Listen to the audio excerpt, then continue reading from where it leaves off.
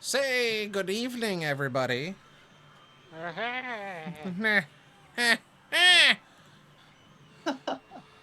Hello.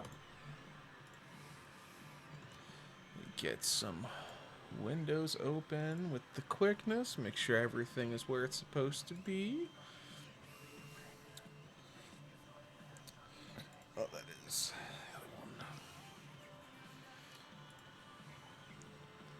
Oh, I gotta swap y'all's avatars over. I wish there was an easier way, but because I have two sets of PNGs for everybody, it's just kind of it's whatever. Because this isn't integrated, so there we go. All right. We were there. That's there. Cool. Everything is where it's supposed to be. All right. So let's pause the music. And let's do a quick chat and a quick refresher for everyone who was or wasn't here last session, viewers included, of what exactly went down. So for the party, you guys previously had crash landed west of Scardoon, and last session, what you did is that you guys essentially came out of your concussive states to spear points. When a soldier recognized the pauldrons that Creed wore, a conversation started about him being an old Glasskeep soldier and recognizing Creed, and basically being like, "Oh yeah, you guys are cool because we've heard about your deeds so far. So like you're pretty chill. We like you." And so he began the process of helping you guys get your stuff out of the ship that was now just kind of broken for the time being, and get you guys over to Scordoon so that you can get some rest, some food, some supplies, get the stuff you need to fix the Valkyrie, normal things, as well as get yourself a lay of the land before you deal with anything else in particular. And now, this individual was relatively good at what he said. It was the journey to Scordoon, which was a few miles from the ship, that gave you guys some difficulties, not from your own volition, but from the creatures that seem to inhabit the desert sands. You experience some of these firsthand as the sergeant leading the group that came to essentially rescue you guys guided you past some nefarious monsters, so to speak. One of which was what they called the Pit of Teeth, or a sandworm. You had the Sand Skitter, you had the Bone Snappers, a lot of nasty individuals to kind of deal with. But thankfully, you didn't get any kind of outright combat as you guys used your smarts and followed the directions of the survivors in front of you to get you to Scordoon. Once you were there, you guys got some room and board, as well as food, provisions, essentially, and stuff like that. And that when you were looking for parts, you basically got pointed towards the Scavs, which are a loving faction in this town, as most of the other places in this desert have been hit by some disaster or another. Whether it be monsters or the Godfall or a combination of the two, or even invading forces from the other regions. Most of these cities and towns have been reduced to just scrap piles for scavs to kind of go through, find what they need, bring it back to Scordoon, trade it into the Artificer for some basic provisions and currency, and then continue on their merry way. Work that is done by some experienced scavengers and then people who are just kind of being vagabonds. You met a few. You met the Artificer. and you kind of got your feet wet into what you're going to need to fix your ship, which, as you are currently looking it over, your own artificer kind of looking it over and seeing what exactly you are going to need to do things. You found that probably talking to the scavengers is going to actually be your best way of getting the Valkyrie up in order, as you're going to need scrap material, you're going to need metal, you're going to need skilled hands, and so it's going to be a little bit of a work bit to get everything in order. You were told that Watcher's Rest has come under the occupation of some military force from outside this region, that they wore red plating, and that Scorched was originally approached by a man in black spiky armor with a lieutenant that was in red scarlet armor, basically offering them solace. Scorched said no, and that's when Watcher's Rest essentially got taken over and they got choked out supply-wise. Adriel Cove got hit by some type of falling star, and now has, from the reports from the scavengers, has a similar dome to what you found near Glacier Keep. But the reports have been kind of scattered and sketchy at the best, because the scavengers coming out don't really like to talk about it. But that seems to be where they're going to get the resources you require to become airborne. And then, as you know, Shiva is still loose in the Cradle of Life, and you have your equipment to try and take down this monster in the Valkyrie.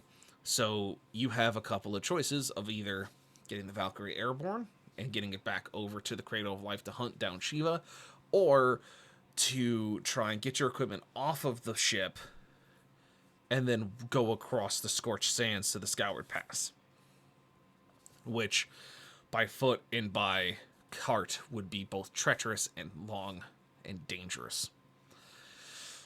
But Watcher's Rest also needs to be relieved, because you're going to have issues with that being occupied by enemy forces going forward, especially if you wish to travel near it or over it. So, that is where we stand today. And where we left you all, you were in the center of town, in the town of Scorched, essentially just meandering around and talking to different people, talking to scavengers, artificers, tavern keepers, the like, as well as getting yourself some good rest after the treacherous night you had. So that is where we start, and that is where I'm going to let you begin. So let's swap us over to the whole layout here. And I'm going to change this to that. So, let us start. Let's swap this over to Ashes. There we go. So, who wants to take us out? Because we left where Mr. Nez, you were talking to a orc scavenger by the name of... Oh, his name was Borger the Toothless. And he told you that if you bring him teeth, he will try to sell you stuff that you may need. Otherwise, what are the rest? What is everyone doing right now? It's getting later in the day. Creed, with your special veteran eyeballs, you would know you got probably about 2 hours of sunlight left before it's fully nighttime.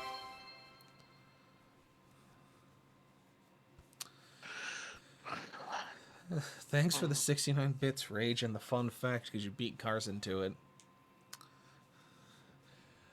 Human rectum can stretch up to 9 inches without tearing, or a raccoon can fit through holes that are 6 inches or wider. Yeah, you can't have a raccoon just right up the bunghole. It's actually worse if you think about it, because it's also, you can say rectum is also hot enough to hard boil an egg. It is. So, you know, just great facts we're passing around today. I'm You're here welcome. for it. Here for it. Eddie Hoozle. 69 some for you too. Mm-hmm. Well, thank you, sir.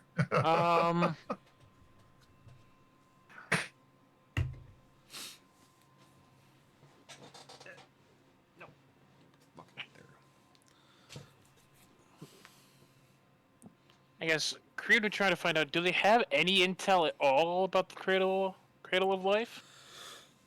You can, before you even ask, you know just from looking at the maps of this area that the mountains that separate the Scorched Sands from the Cradle of Life are massive and dangerous. Think the Rockies, but worse. They're covered How about in like albatross, like essentially condors and such that are in harpies that would just like pick you off, and there's only one good way to get through, which is the Scored Pass. so? Do they have any intel about the pass? Oh, they have plenty of information about the pass. It's used to be traveled pretty significantly. But what they can basically tell you is that there's only a few guides that will essentially Sherpa you through it. It's still dangerous because you still have native life forms that are looking for an easy meal, but it's significantly less dangerous than trying to just trek the mountains yourself. Past that, it's that the Scoured Pass is a 8-hour journey through the mountains with 2 rest stops. So essentially, you rest twice. You rest at the midway point up the pass and the midway point down the pass. Let me rehearse. Is there anything, as they say, fucky wucky going on with the pass? Fucky wucky with the pass. Not that they know of, but they also haven't been able to send people to it for quite some time because the desert has become extremely treacherous. It's just gotten worse than it was before the last time you were here. So, as for what could possibly be fucking wuckening at the pass is hard to determine. They know that it's active because they know that there have been some travelers that have hailed that have come through it, but past that, they don't have any first-person accounts of it being fucky. All right.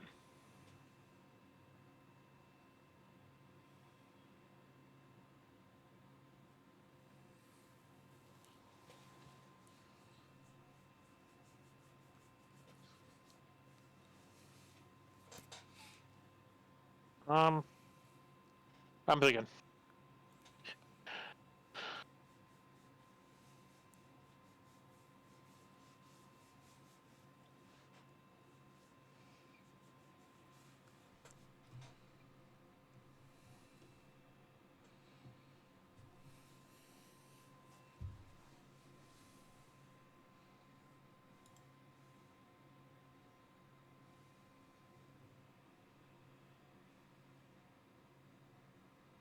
Um,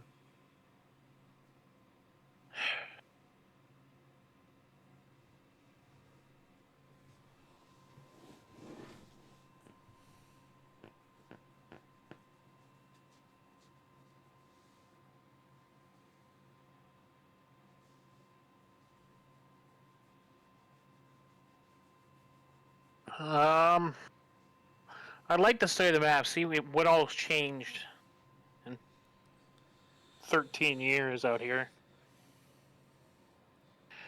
I guess, has anything significant changed? Landscape-wise in the desert, no. Not that you are aware of. I mean, stone erodes, sand shifts. So, like, maybe a dune that was there 13 years ago isn't there now. Um, but in the desert itself, nothing has majorly shifted.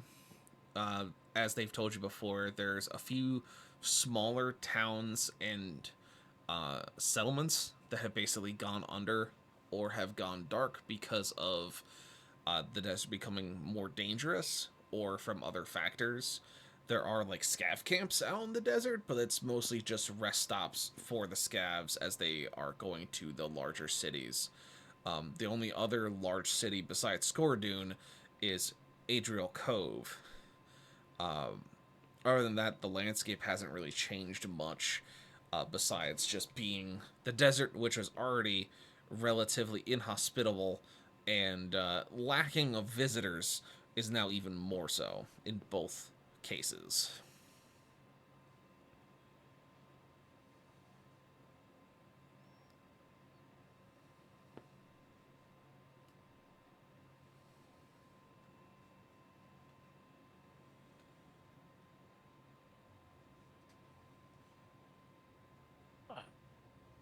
Listen, dude, if we're gonna do a shot, just say we're gonna do a shot. You can interrupt people for that. Huh? He knows who I'm talking to. Are we drinking? Oh, I opened apparently the you are shot, so now. I did it quietly. I'll be back. Come on. I'll be back. Oh, jeez. Okay, There one of we you go. do something. I'm not sitting here struggling to think. There's three other. I guess I'll have a toke. I will be honest, I thought this was a you arc bit right now. I didn't. Yeah, my bad. I ended off talking last session, so I was letting everyone else start this one off. Like, Well, I don't know how Burn likes to throw, you know, I mean, last Creed into the session, fire. I thought that Creed and I went to the, like, inn and were getting ready to, like, rest and stuff.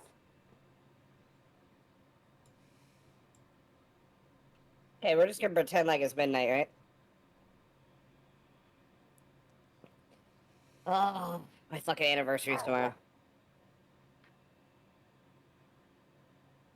Some bitch dealt with me for 11 years. I can't fucking believe it. Must have the patience of a saint. Ain't nothing. Saints wish they had her patience. I guess we wait on anyone else. Or wait on Librem. Eh. Alright, Ooh. Here we go. Did you do it already? I was waiting on you. Oh, I'll pour a second one. I'll pour a second one. God damn it. Alright, call it. Cheers. Cheers. Y'all are ridiculous. see, I owed him And one you because he fucking paid love for it. one on my birthday. That's what that was. I haven't So- streamed since then. Damn, you think I'm gonna do a I'm gonna let you do a shot without me? What the fuck is wrong with you? Anyways, I'm struggling to think about what. It's gonna be a long trip no matter what we do. Yes. So, The only way to make your trip not long is going to be getting the Valkyrie up and running again. I feel like we should prepare the Valkyrie. That's my look, opinion. I'm not gonna try to it. I'm not gonna try to disparage them, but I'm just gonna throw it out there. Dudes stealing random hunks of metal from the desert are probably not very reliable on finding what we need. Well, Like, the only person that's talked to him is Nez. You don't know. oh no, I fully believe that Creed would be that opinionated. Oh, I mean, that's true. When is Creed not that opinionated? Like, I'm gonna trust some random dude in the desert who's like, man, you know what I really like? I like this random piece of rebar that's clearly worth like $1 billion gold. Hey, don't hate on my rebar I got last session. I'm not hating on your rebar, I'm hating on the people in general.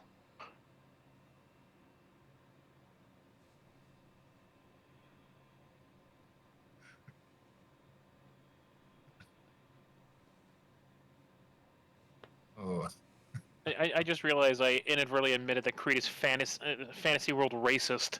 This is gonna be real No, rough. you're just prejudiced towards scavengers because you're putz. There's a difference. You're just like, you're a lower class than me because you're a scavenger. You won't be able to find specific plating of my specific usage of my specific caliber. Specifics. You classist motherfucker. No, I'm kidding. Yeah, you're closer to classes than anything because you're just being an asshole for being a higher caliber paladin. I got you there. I'm not denying it. So, nothing's changed on the map. We don't know anything about the other side of the mountain. As far as where the pass is still good. Hey.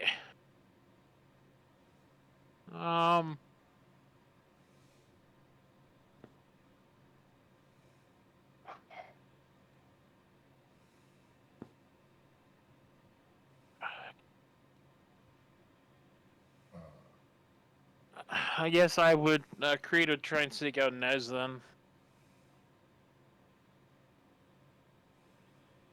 Oh, I was gonna say I was gonna go to the guys to talk to him. So when I meet up with them, I'd be like, "Hey, Creed.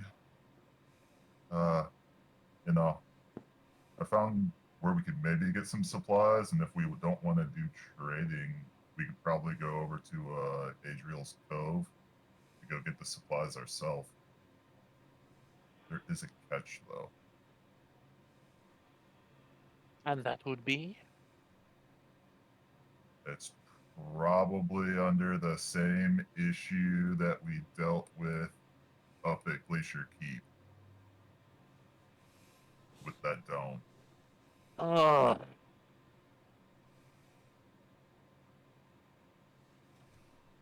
Deep growing character runs hand across his face. Just Of course. How many bloody domes are there? 2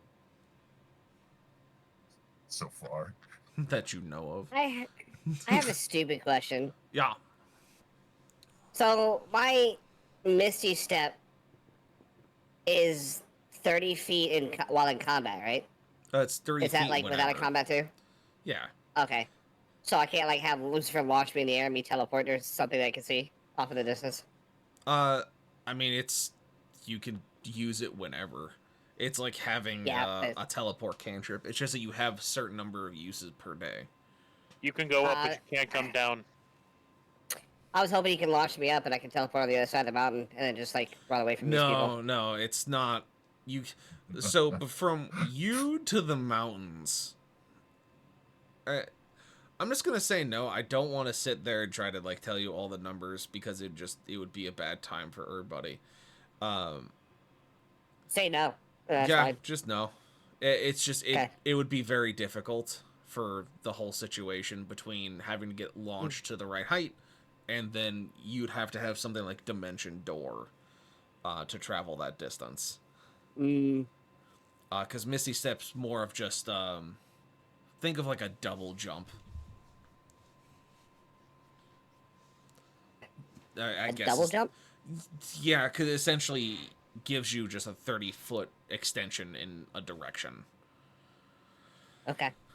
That's all it really does is in combat. So it it's not instant transmission. It's just the quick speed thing. It is instant transmission, but only in a 30-foot distance. So you do. It's more like the quick step. Yeah, Yeah. You do step in and out of phase from one point to another, but it's only 30 foot. Oh, okay. Yeah. No, I was more just distance. Yeah. It doesn't have like an infinite distance. You don't have like infinite charges. For what you're looking to do, you could try and find a scroll that has something like Dimension Door or Teleport or something that has a longer distance that you just need a point of view or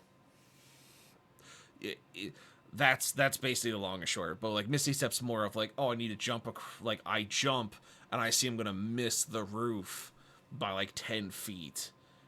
You can just blink to that other roof without, falling and dying terribly. Got it.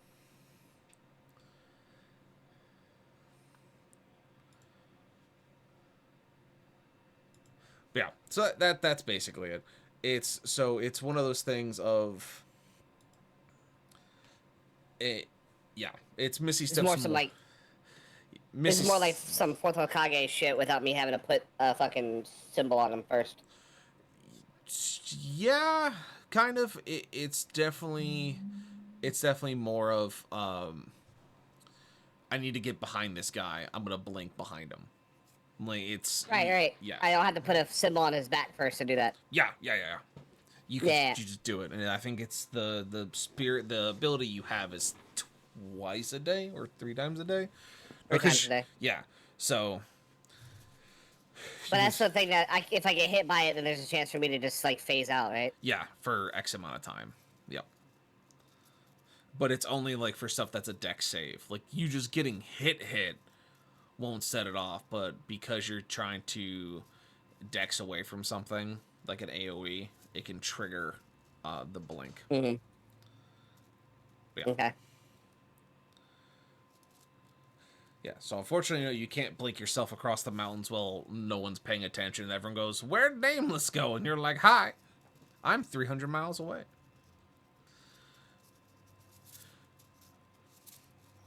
Yeah, so I mean, I can still get away from Jenna talking, so that's fine.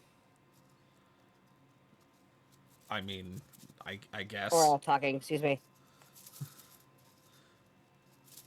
I forgot her character name for a second, not gonna lie. But yeah, so Creed Nez basically tells you that, well, from what he says, that there's possibly another dome over Adriel Cove, but that's where the supplies that you're probably going to need are there. Because that's just the other largest settlement in the area. It's the other city fortress. Rather unfortunate. I mean, that or we could pay in teeth to this one scavenger. It's apparently finding the stuff we might need.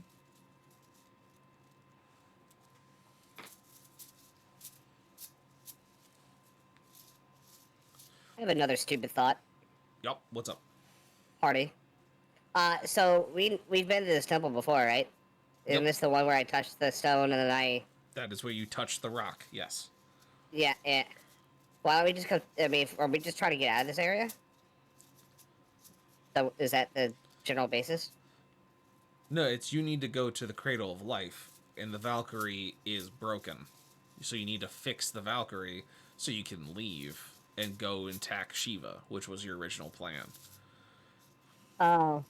And even if we fix it and try to leave, we'll likely be shot down by the fortress, so the fortress is an issue. Because Watcher's Rest is underneath occupation from Ares' forces. Okay. No, I was gonna suggest to go touch the rock and we can teleport out of here, but... I know we were going to a specific area.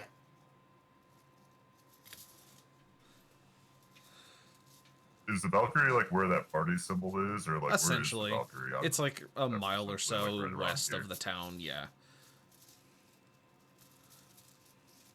It's About give or how take far that from location. The Valkyrie to Watcher's Rest, give or take. So, from where you are, because you guys are in Scordoon, from Scordoon to Watcher's Rest is probably about a good 30-40 miles.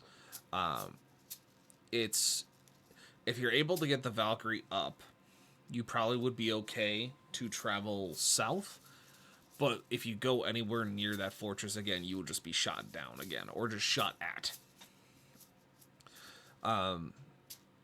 Option C to your quest, that, as you guys realize, if Ares' forces are in Watcher's Rest, that means they have Ares tech in the fortress.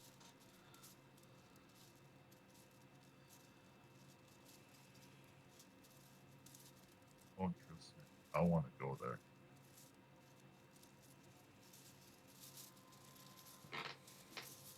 You aware how much we have to go through to get there? Yeah, I was thinking we'd probably deal with Shiva first before dealing with Watcher's Rest. At least that's get rid of one god at least.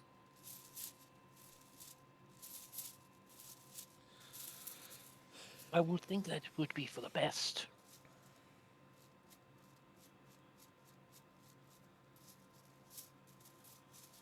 But I also don't feel comfortable leaving Ares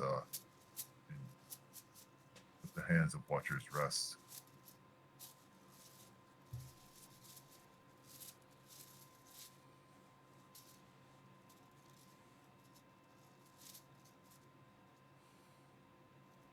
One thing I know about Ares, he might be a little shit, but jolly a man of his word.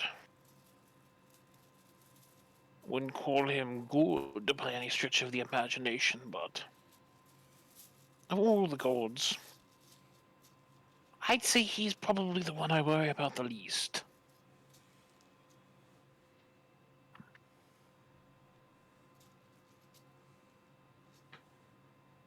And yet it was that very fort that shot us down.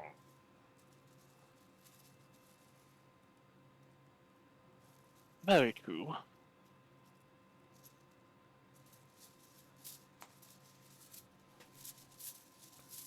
It's been quite a while since we stormed a fortress.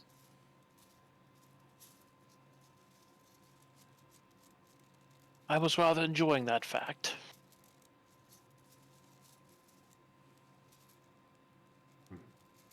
A good siege gets the blood flowing. For that, I'd say we're going to have to agree to disagree.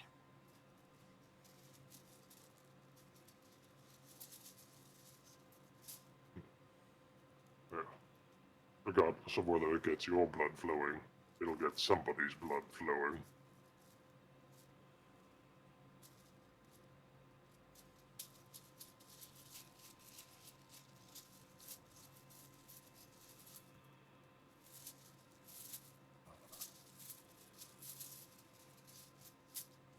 I just see your character smiling when you say that. My character's Indeed. biting his tongue.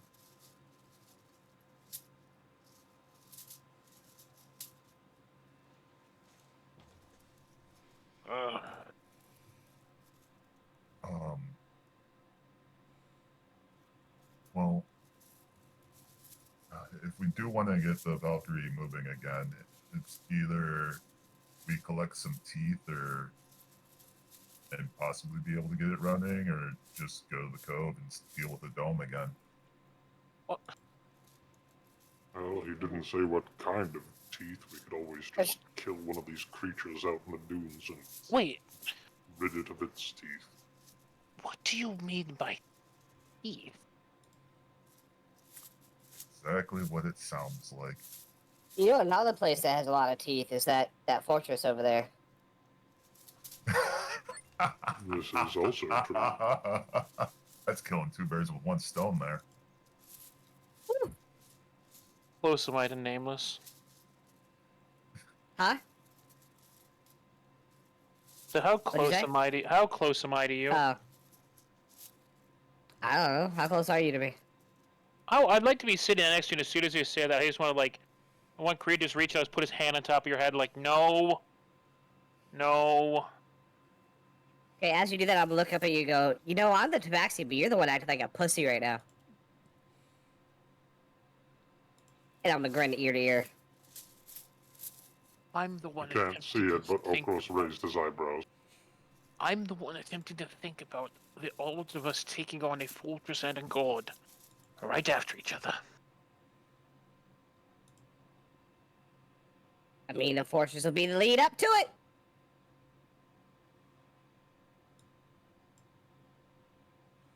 Oh, you managed to survive this long. Truly baffles the mind. It's because I have a creed. That's why. Ugh.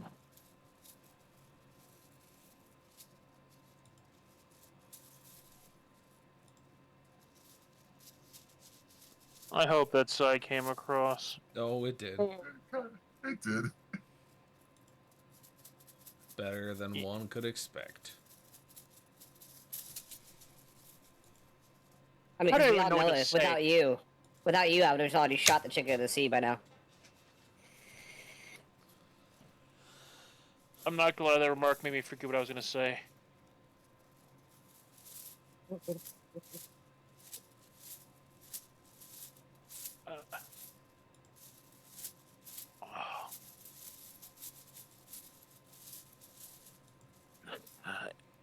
How about this? What if we consider one possible task first?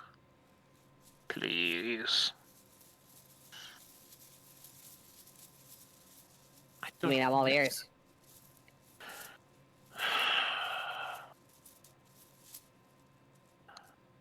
You want to take the fortress. You wish to take a heavily fortified fixed position manned by people wielding technology powerful enough to knock the Valkyrie out of the air. And you want to do it from the ground. From the open desert. Am I missing anything?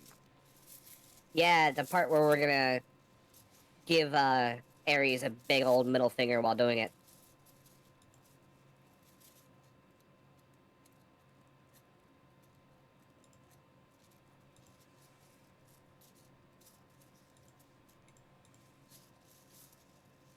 I don't think it's going to go as you expect it to.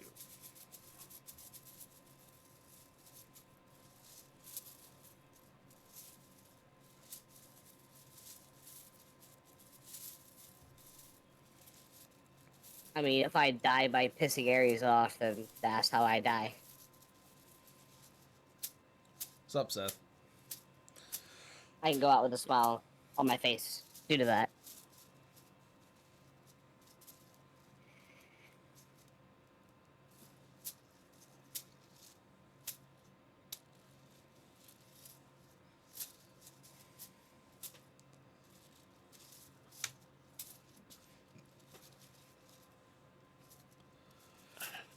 My final words would totally be me telling him to suck my furry balls.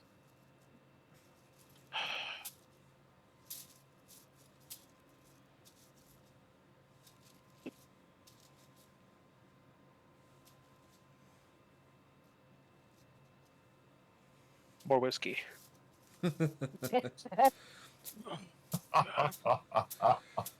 So, you guys would know as you're all having this powwow trying to figure out what exactly your next move should be, is that you're stuck with multiple really bad decisions. That there's no good one, and that you're gonna have to pick one of them so that you can make your way to what your original objective was, is to take out Shiva. Because the next closest one is Arwan, and she's sitting on where the spire used to be, which is not a good thing for those who have context of it. Can I see her from here? You can't see her, you can see where the spire is. Like, you can see the broken spire. It's a massive, like, mountain that looks to be almost carved. That's easily 400 meters tall. Like, it's easily seen from Scorched since, you know, the desert's mostly flat. Most of the time.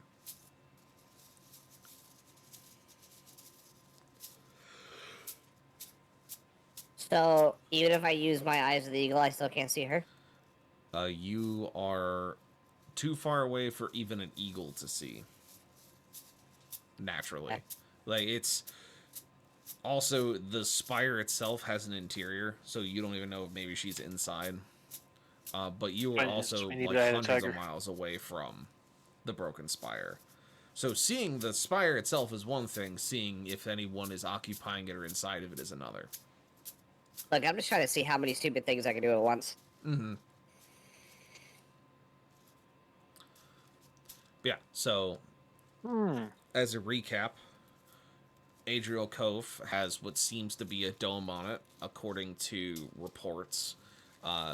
Watcher's Rest is under Ares' occupation and shot you down. The Valkyrie is currently disabled and buried in the sand. So if you want to go after Shiva, you're either going to have to find transport, get all your gear off the Valkyrie and come back to fix it, or fix it, get it off the ground, and then go after Shiva. You know that Watcher's Rest possibly has the tech you're looking for because Ares has his troops there, but it's also full of Ares troops from what you know of. And or you could go out to some of the smaller cities that have been buried in the sands and try to look for supplies yourself.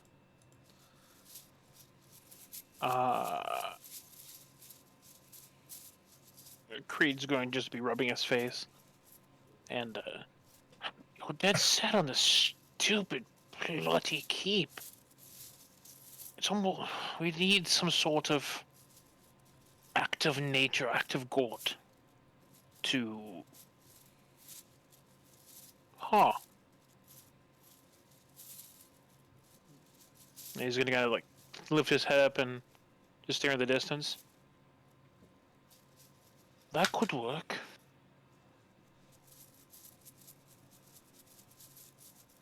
We need cover to get to the keep.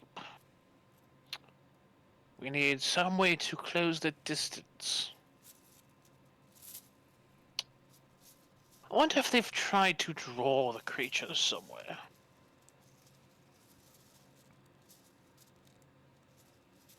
And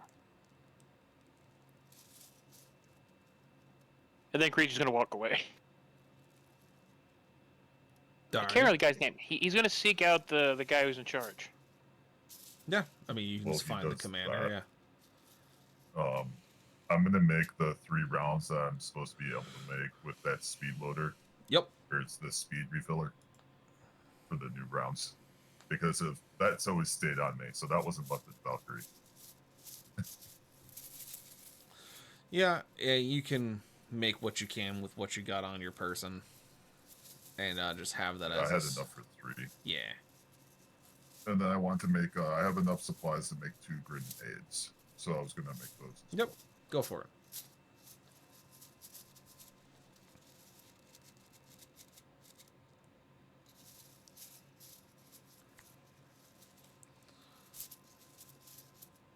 Alright, Nameless, I had 3 rounds.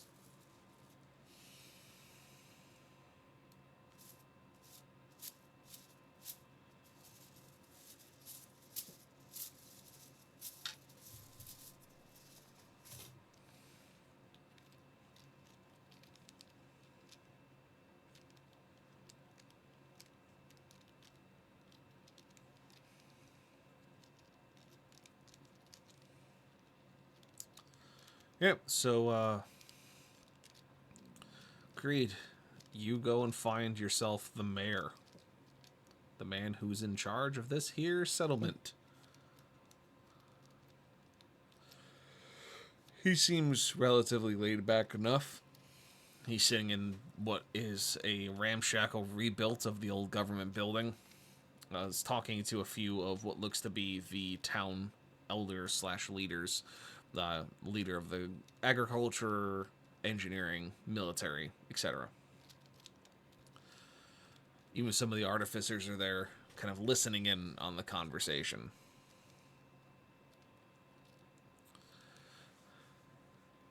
And, what do? You see them all kind of just talking. Does it seem like they're in a meeting or they're just sitting around talking? They're at like a round table meeting. Creed's gonna wait until they're done. All right. You wait just outside the room as you saw this all happening, and you wait about 10-15 minutes, which then they all kind of get up and go to exit, and you see that the mayor and the artificer elder are hanging behind in the office.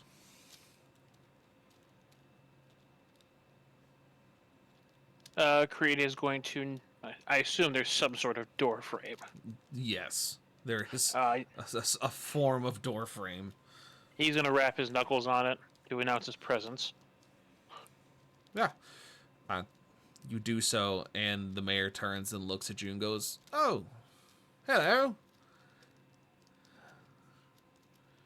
Pleasure to make your acquaintance, Watch Commander Creed. You can just call me Mayor. Pleasure to meet you, Watch Commander Creed. I don't recognize your heraldry, but it's a pleasure to have you here anyways. What brings you to Scordoon? It's not quite often we get visitors. Not exactly a tourist destination. No, you can definitely say that again. We were shot down. Oh, well, that's a new reason to have people come through. Watcher's Rest appears to have shot us out of the air, and my associates seem rather dead set on, shall we say, neutralizing the threat.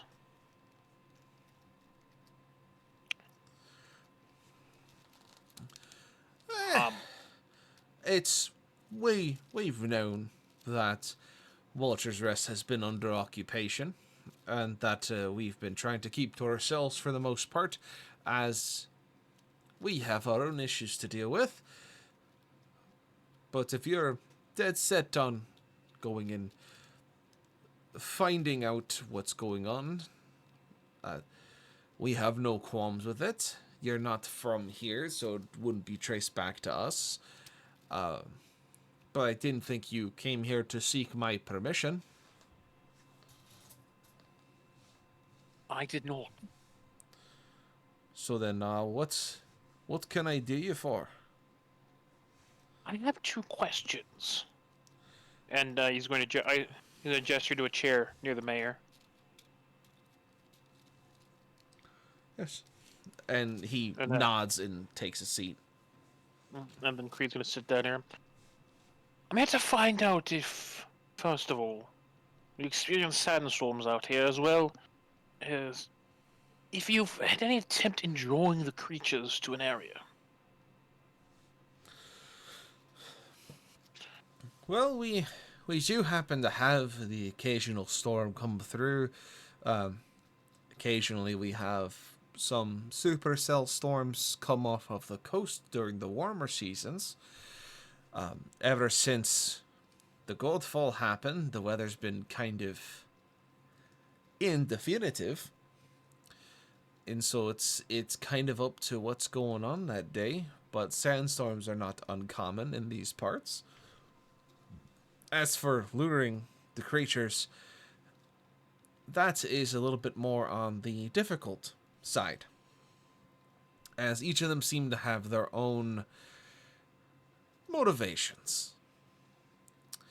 If you really want to find out more about if you can even lure them, I'm not one to know fully about these monsters, as it's not my forte. I have a town to keep alive and to keep at peace and make sure that everything is moving slowly where our water and our food is coming from for the next day.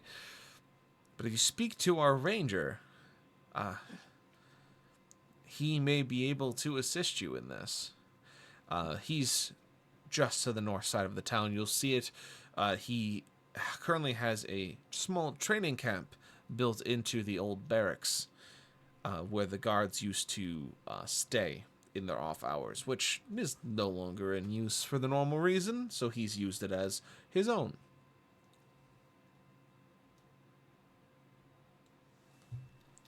I shall speak with him. Overall, I want to thank you for your time. Of course, it's while you're here, I'm here to answer questions as best I can. I wouldn't be mayor if I wasn't doing my jobs as mayor. Otherwise, I wouldn't be living out my name's duty. You know, its true meaning. Of course. And Creed's going to stand up, hold his hand out. He goes, I do not do that, thank you. I try to keep my hands clean. There's too many dirty things around the town that I do not wish to come down with something that came from the outside world. It's no mean to be insulting. It's just I can't be sick. I don't have sick days. I'm the mayor. Known as mayor. Yeah, Creed's just going to stand there making eye contact with his hand still held out. He's gonna go up and just kind of like fist bump the back of your hand. He goes, there you go. Obligatory physical contact concluding a conversation of due diligence and credentials. Wonderful. He's going to do the silent shot, like rapid blinking. Good day, Mayor. Yes, to you as well, Watch Commander, as he just kind of turns and you hear the squeaking of a soap bar as soon as you walk out of the room.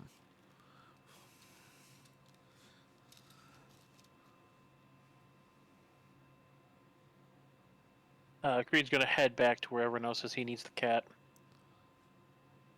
Yeah, you head back to where your party members have been conversing and I assume making rounds in the terms of what Nez is doing, and then, I don't know, eating and drinking or cooking.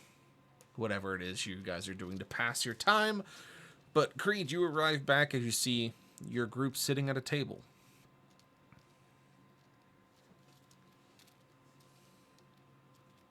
Ow. Ah. Well, I found out a few things. Number one, the mayor is, dare I say, a loser. Second of all, my first plan did not work on which would have given us the best odds for surviving the stupid plan of yours, Nameless. Third, I need your help. Specifically yours.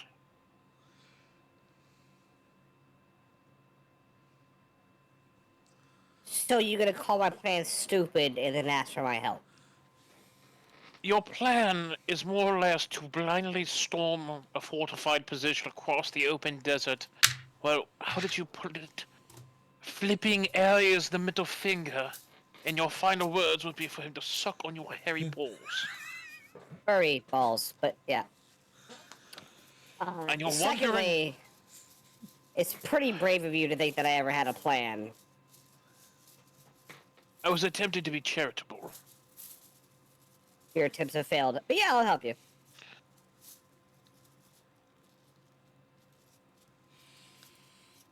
What do you need? The mayor told me there's a ranger on the north side of town who allegedly has had some success in studying the creatures. I am doing what I can to ensure whatever level of planning you've managed to whip together is as successful as possible. And for that, I need to go talk to a ranger, and what better person to take with me than a ranger? See your point? As you continue to just backhand me over and over again. I hear it, though. Yes. Will you please accompany me? There's the word I was looking for. Sure. And he's gonna Right after I give my puppy treats. You know what? That was for the audience. In the meantime, Creed's gonna turn to Nez. He was saying something about a I was gonna kind of struggle with words. I believe you called him a scavenger. That could help you fix the Valkyrie. Yeah. What does he want? He wants teeth. Didn't say what type of teeth, but he doesn't care about money. Does he have all of his? Yes. Yes, he did. He had 2 large Okay. tusks and a mouthful of teeth. He was missing like one that looked broken, but that seems normal for a large orc. It was an orc. Yeah. He's like has like one that's busted, but like otherwise it's fine. Like, Look, I'm gonna be real. The words I'm coming up with inside my head for what Creed would say is not coming up very, very, very polite. It's like okay, he's a scavenger. That's bad enough, and then you're like, he's an orc scavenger. It's like, ooh, man. The words of my great grandfather are coming out. The stereotype just hit. I mean, you're basically telling a commissar to go talk to an orc. I'm, and he's gonna like visibly cringe when you tell him that. I'm going to leave that all to you. I tend to not associate with those kind of people. That's fine. I'll deal with the negotiations for the parts, especially since I know what we need. Probably more I can than tell you anyone that else. in the past, one of my good friends was an orc, though. What do you mean, those kinds of people? In the past, I had a good friend who was an orc. And now he's gonna pull the friend card. Here we go. Oh God, I just died. I knew what I was doing. I said this. Yep. Yep. Oh God. Oh, I Would you I watch knew me what you take were a doing. sip I of was my pushing drink it too when there. you said it? Oh. In fact, some of my best friends were orcs. God damn it.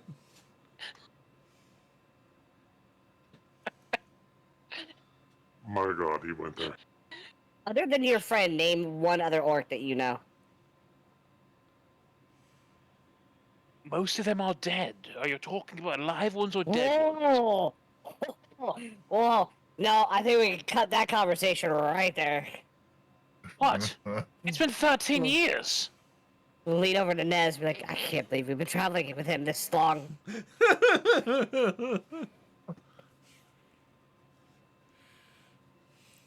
Jeez.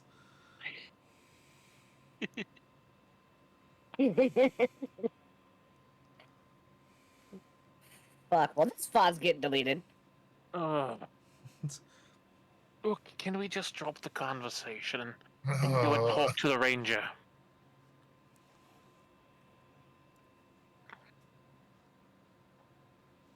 Sure, let's go see the ranger. Unless you mean- have a problem with rangers too. No, actually, my good friend was a ranger. I still am. Let's go. You're not my friend. And then he's gonna Yeah. turn to walk away.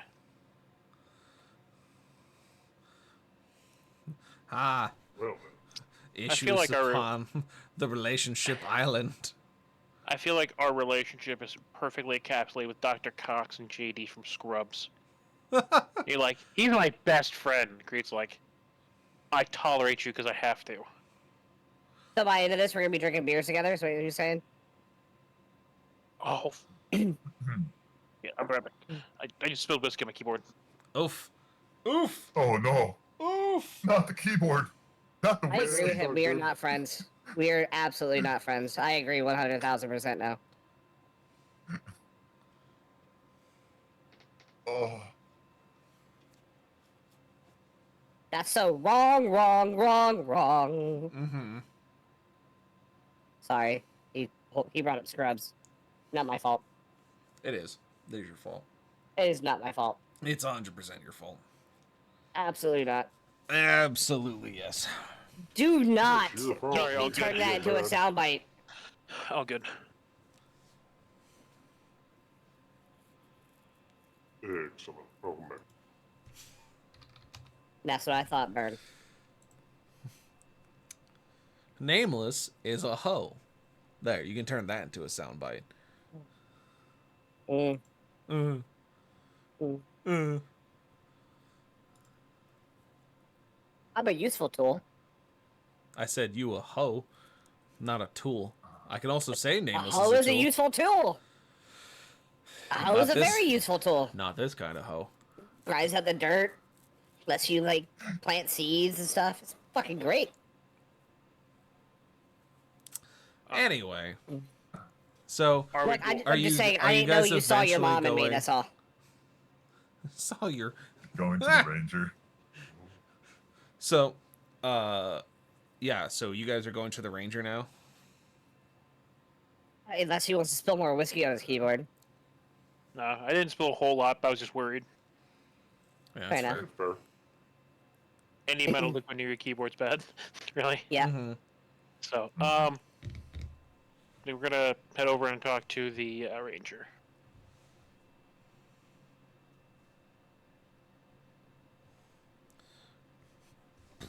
All right. So Can we hold hands on the way over there? Because we're best friends. Kriya is very distinctly gonna cross his arms behind his, like underneath his cloak. Cool. I am gonna do something stupid but funny. I'm gonna use one of my Misty steps to just appear on top of his head. I'm gonna bend over and look him in the eyes while I'm upside down. you're going to burn try one to of your Cheshire misty Cat him. steps. Yeah. To Yeah, I Cheshire heard that Cat right. him. Yep. Absolutely. That was the entire thought process behind it, by the I way. mean was that's Cheshire Cat, yeah. completely possible. So you can do it. Yeah. Okay. Look him straight in the eyes and go, I said hold hands. So here's a question. Yeah. This D&D question. Yeah. What classifies as an attack? Well, it's an action you use to essentially strike another character. Hmm. Are you wondering if you're going to take damage from the weight of a cat landing on your head out of nowhere? Yes, I am. He's landing on you almost like a misty step. So that, or more of like instant transmission. So he's not landing on you, he's appearing on you. Well, It's like a rest. I have a reason for asking this question. Right. Does psychological damage count as damage? Does psychological I mean, count if- as damage? If it did, we'd all be dead a long time ago. It depends on the type of what you would consider psychological.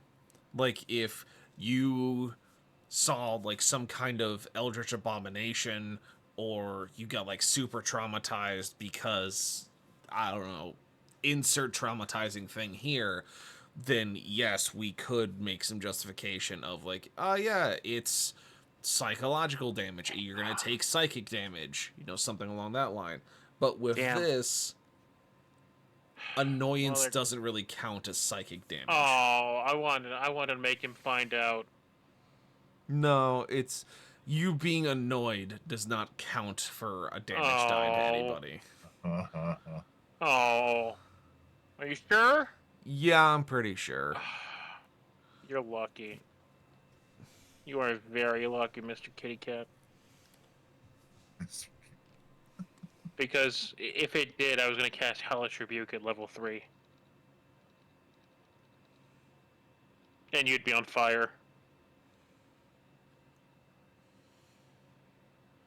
Such a shame. Anyways, Such a shame. Creed. Okay, so what do you do now that your plan failed? Creed's gonna stop. He's just gonna grab the cat and just like flop him down the ground. You're gonna have to give me a. You're gonna have to give me a grapple. So give me an athletics, Mr. Creed. Nameless, you will get the choice of acrobatics or athletics at advantage. That's 15. So whichever one you choose, you'd get advantage either direction. But I just need you to pick one. It was acrobatics and 18. Okay. So you go to grab the cat. You do not grab the cat. Nameless, do you stay on top of him as he tries to grab you? Do you like jump off and do some kind of like sick flip and land on the ground? Oh no, I'm just gonna make it look like the most nonchalant thing ever. I'm just gonna jump up, he's gonna miss and land right back on his head. Very like good. It was nothing. Like it was nothing. Got Ask if that counts as psychological damage, asshole. it. Ask the voice in your head. I totally was said that in character. That was breaking the fourth wall, definitely, but I don't give a fuck. Alright. I was supposed to ask high low on those, I know, Bird, but... Fair enough. Creed's just gonna stop in the middle of the street. Dead stop. Yeah, I mean, you stop. You did it. On that point, I love at least 5% of this campaign is literally just a battle of wills Yes. between the two of us. Between Who is more stubborn is the question. Yes. Okay, alright, I'll have you do it this time. High or low? Jeez. Low. Gotta be low for you to win. Yes. Oh, 34, you got it. Okay. Damn.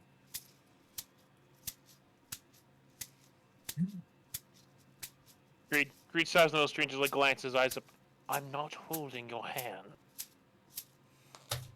I mean, that's the only way this stops.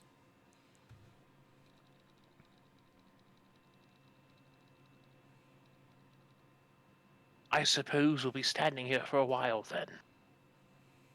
I mean, I'm not the one that needs to go see the ranger.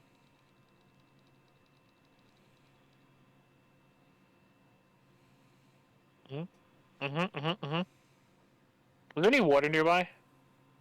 You're in a desert, so no. The one time I could use aura. Like, Who would be pretty mean. absolutely dying because it's a sea I elf know. in a desert? I would tell her to cast whatever fucking thunderstorms above me right now. Cast rain on me right now just to humiliate this cat, because instead of just going forward, we're just going to keep having a battle of wills. No. This is a matter of principle now. Oh, is it Pretty now? weird how he doesn't think that this pussy's ever been wet before. Jesus. Based off your personality, no, it never has. I mean, I get myself pretty wet pretty easily there, buddy. Did you forget Aura got him in the pool? Gross. You yeah. just don't do it for me. I know. I'm not a sea elf. I'm not a sea elf. Pretty sure that bitch got electrocuted when she did. Oh, It's- here's the look. fun fact. Oh, here Oh. comes Carson with the fun fact. So thank you, Carson, for the biddies. Her fun fact: it's me. I'm most stubborn. Carson says she's the most stubborn out of everyone here, which is fair. While celebrating a victory, Napoleon and his friends were attacked by a large herd of rabbits that had been released for a hunt. Oh dear God! And she sent out the subs. All right, Hey, Carson. Hey, Also, Carson. just fucking rabbits were like, nah, we're not being hunted. We are the hunters. We have flipped the script. Monty Python and the Holy Grail. I was Yeah, saying that's where basically. my Python got it from. Yeah. If we are going to die, let it be in glorious combat. Charge! Oh, what the fuck? Sure. I guess I gotta talk to this stupid ranger. Yeah, you gotta go So- talk to the Rangers, so like figure it out. I guess Creed's gonna keep walking. Creed's gonna keep walking. Is he gonna be sad about it? Oh yeah, he's making sure that every single step his hooves are not landing correctly. So all he does is he fucking bounces the entire time. So you just shake the shit out of Nameless, who's standing on top of you, by walking like a jackass. Yeah, shaking cat syndrome. Why do I just imagine every step you take playing in the background while he's doing that? Because it probably would be. Every step I take, you suffer with me, yeah. All right. Well, then in that case, Huh? give me acrobatics, Mr. Nameless.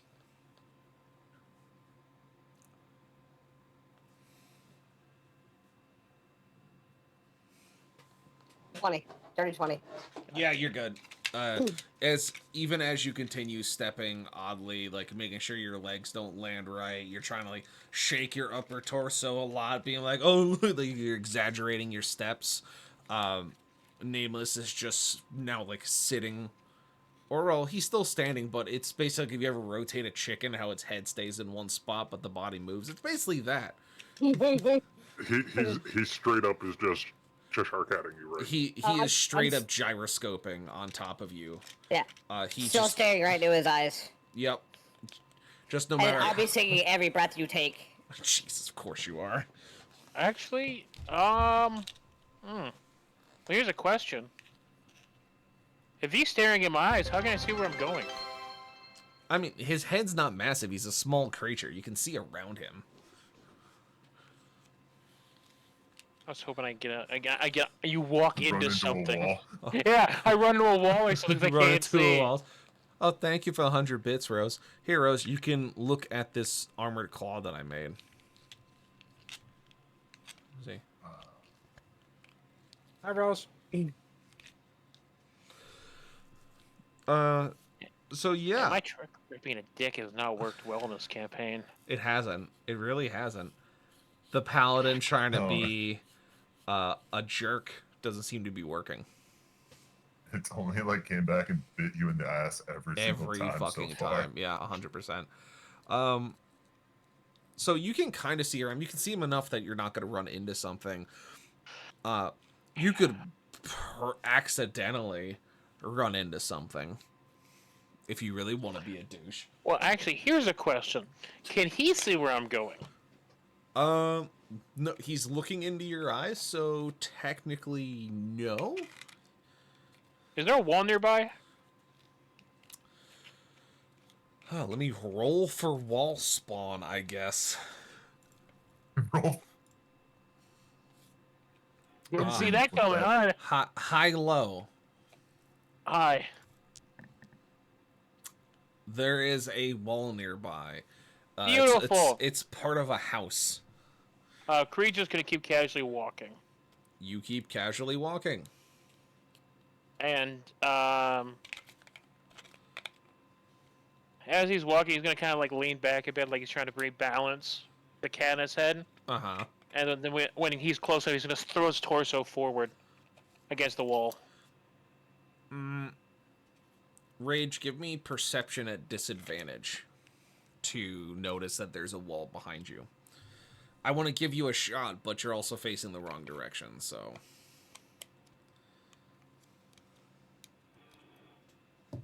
Once you roll a nat 20, then a nat 1. mean, that's- 18 At disadvantage? at disadvantage. Wow. It was a 13 and an 18, and then +5. Alright, so at the last second, as you see Creed leaning back, you notice that there is a wall that he's walking towards. Like, he's back far enough just for the wall to cover my peripheral. Yep. Just enough.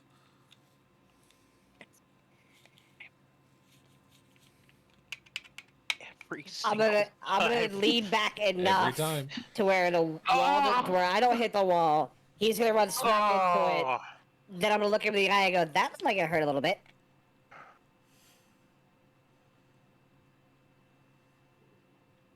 Hmm. Is he flat on his ass at this point?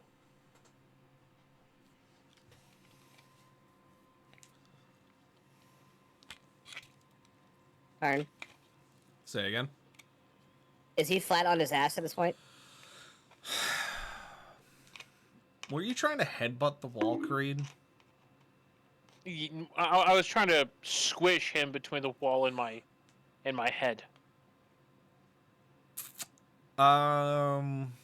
Give me a wisdom check Oh god. before I decide what happens next. That's a 16.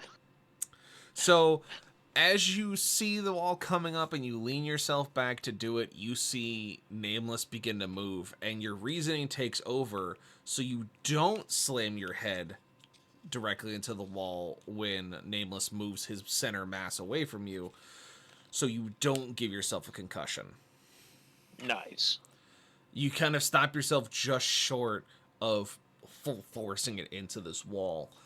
You do knock a little bit where you feel the impact, but you don't knock yourself down.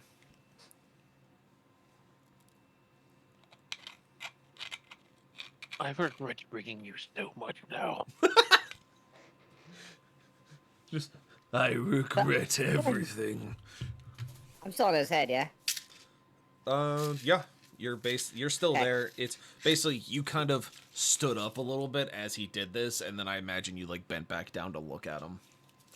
Okay. We're like, oh, that was close. All you had to do was hold hands. You want to be a dick. I'm not holding your damn hand. All you had to do. Not that big of a deal.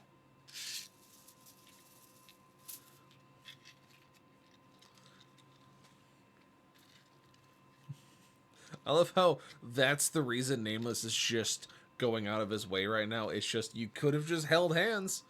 You could have saved yourself so much trouble, and Creed is just being the stubborn paladin tiefling. He has just been like, I hate you. I refuse. Ooh. Ooh. You know what? Fine. I'll hold hands with you.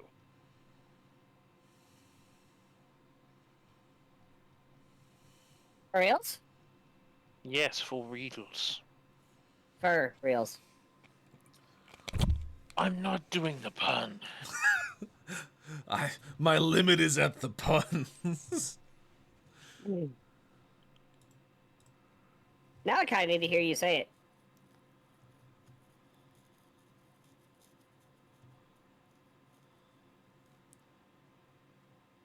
How is he on my head?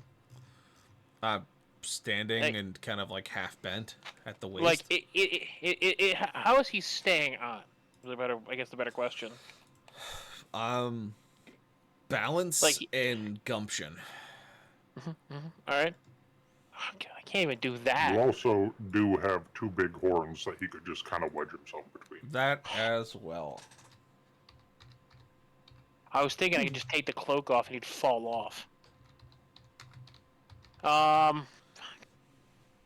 I'm not saying the pun. I will hold your hand, but I'm not saying the pun.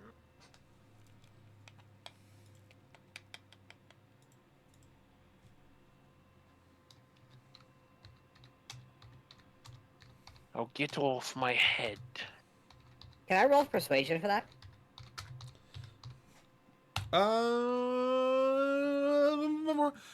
I would say Creed is asking you nicely. He's not really trying to persuade you. He is just trying to basically give you what you want, just on his own terms. You can just in roleplay still refuse, Okay. and then we can Ooh. go into if Ooh. people want to make persuasions or not. Okay. Are there... Well, I'll let you go first. I found a solution to my problem. Okay, I'm gonna activate my cloak, but leave the hood off so the only thing he sees is my face. Wide-eyed, staring at him. Say the pun. Are there people nearby? I mean, yeah, you're getting closer to the barracks, so you got a few people going back and forth that are going in between the barracks and going to trade posts and residential. I mean, the people are where. Yeah, I'm gonna cast Thaumaturgy, and I'm gonna boom Jeez. out that anyone who's interested in making 3 gold, they need to get this cat off my head.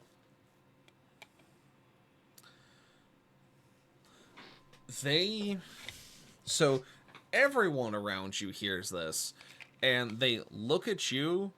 They look at the cat carrying the 50 caliber rifle. They look at you, and just go, nah. Just you see some of them like give you a quick glance Oh no, and bitch! just We're hold. in the middle of the desert. All right, bribery should work. They're not poor. They're just in the desert.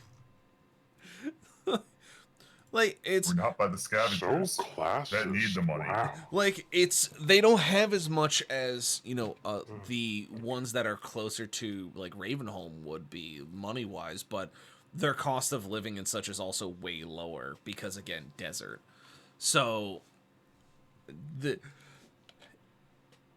I mean, they just kind of look at you and go, nah, I don't like that cat. I ain't I ain't going near it. Thanks though. Oh no, I'm not doing the pun. I'm not saying the fucking pun.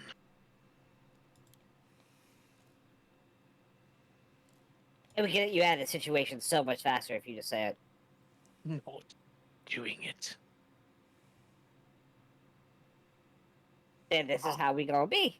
I will die first. I got time. Gee. I have 8 lives more than you do, so let's go.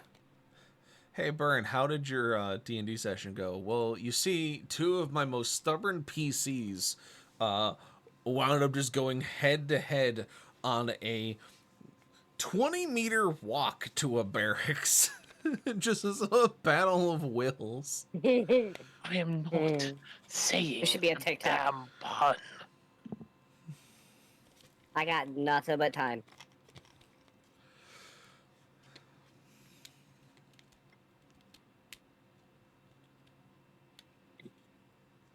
One of the people you tried to convince to get the cat off your head goes, it'd be a lot cooler if you did the pun. You can stop talking. You now have a crowd around you of the people that you called over as you made your voice boomingly loud. And one of them goes, What pun is he talking about? What's going on? Why does that guy got a cat on his head?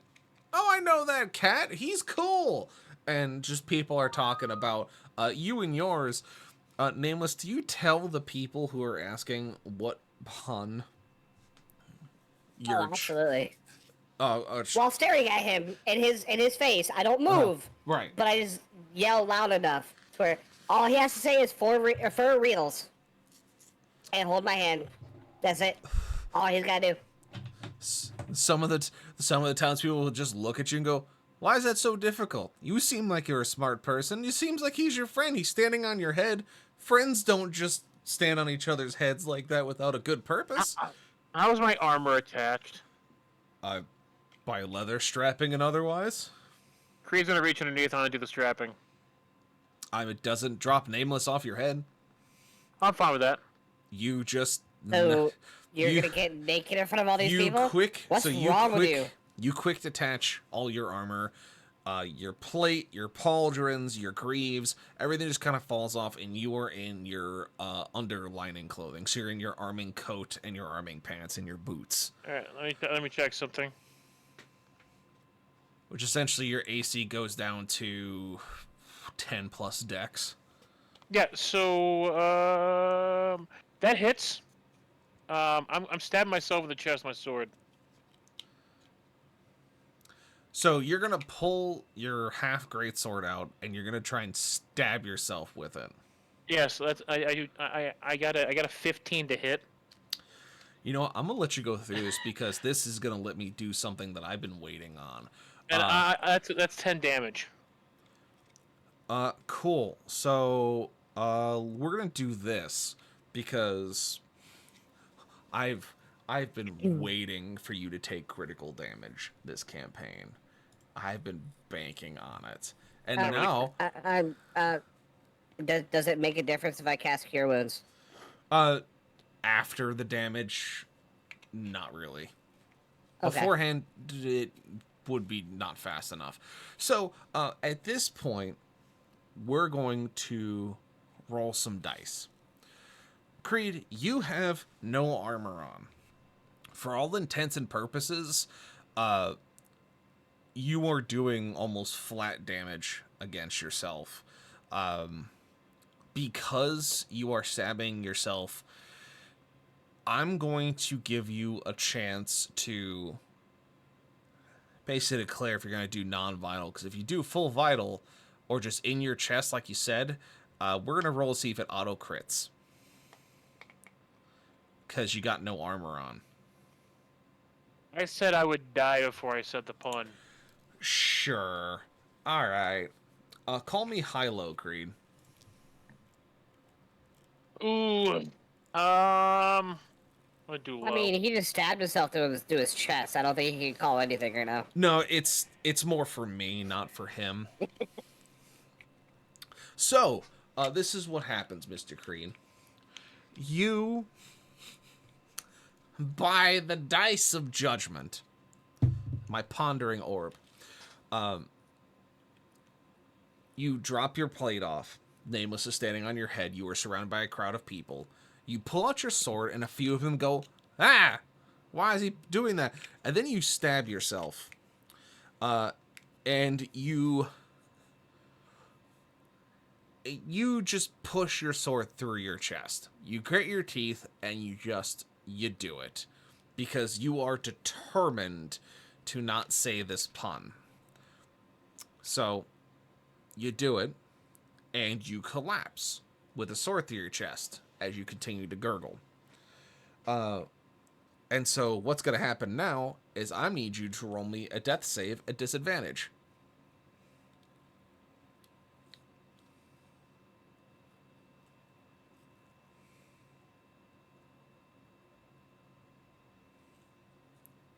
That's an 18. That's a 17. All right.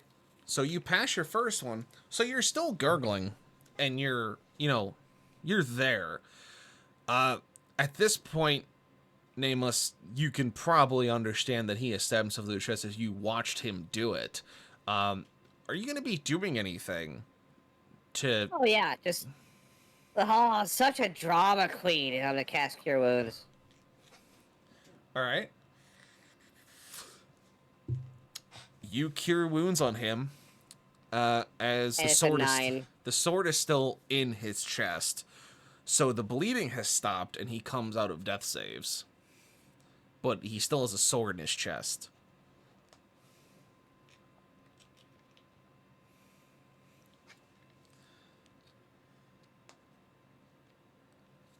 I will die first.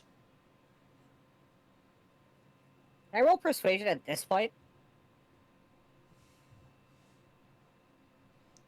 Which should be at advantage because he just came back from death, so he's probably a little fucking woozy. I want to grab the hilt and push it deeper. Oh, Jesus, Mary and Christ.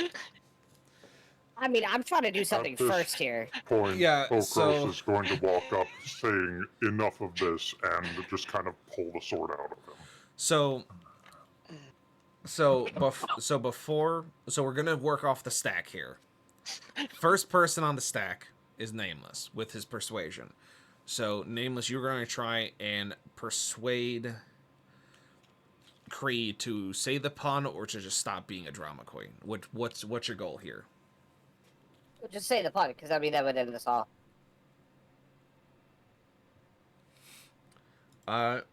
Yeah, roll persuasion, and then Creed, you're going to give me persuasion at disadvantage as a challenge. So he's just gonna roll at disadvantage, not me advantage. Yeah, he's gonna have disadvantage. You're gonna be normal. I'm gonna use a lucky.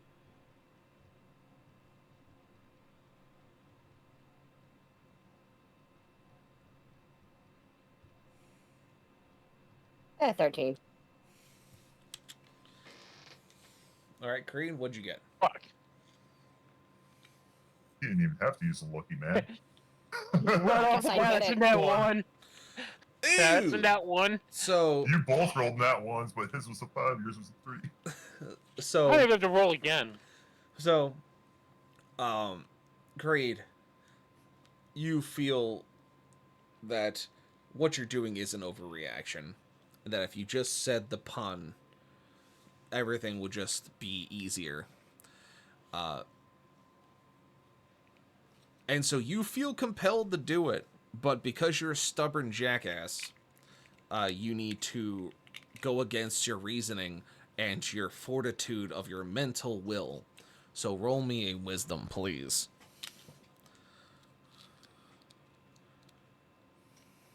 Well, that's a nat one. Again. I think I want to stop this session. You against all odds in your own mind, now feel yourself just that you were overreacting, that if you say the pun, it's going to be fine. You're not going to die or explode. So...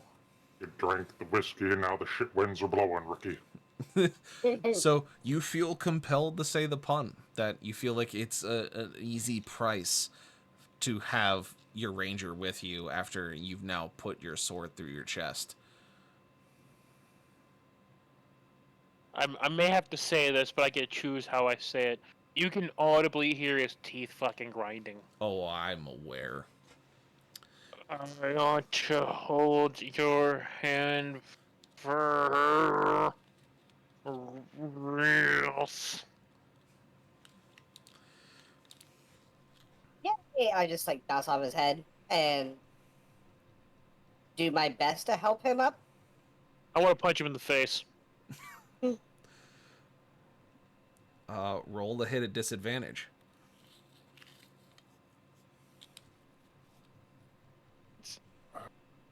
God damn it!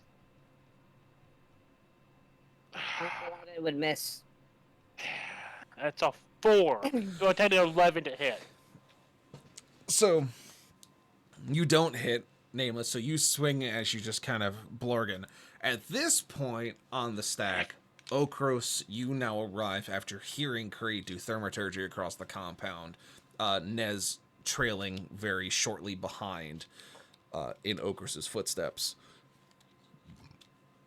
So, you two arrive to see Creed unarmored, his shit just on the ground, and the crucible through his chest all the way down to the hilt.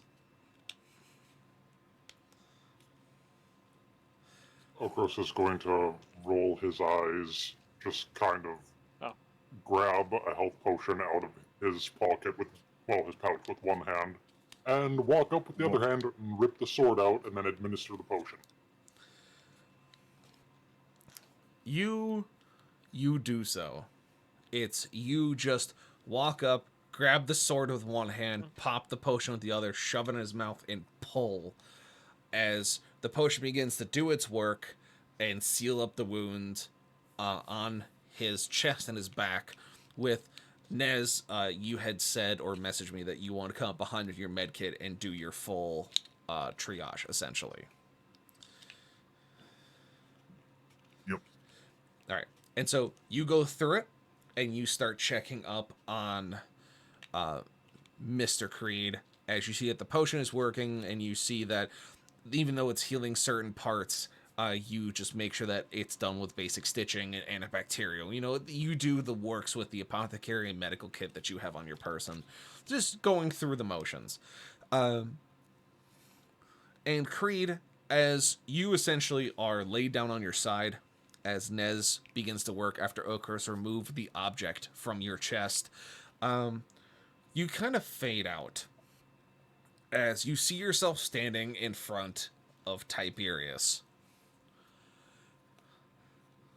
As he just looks down at you and goes, "I picked you to be a champion of the Trinity, and you stab yourself with your sword over a pun?"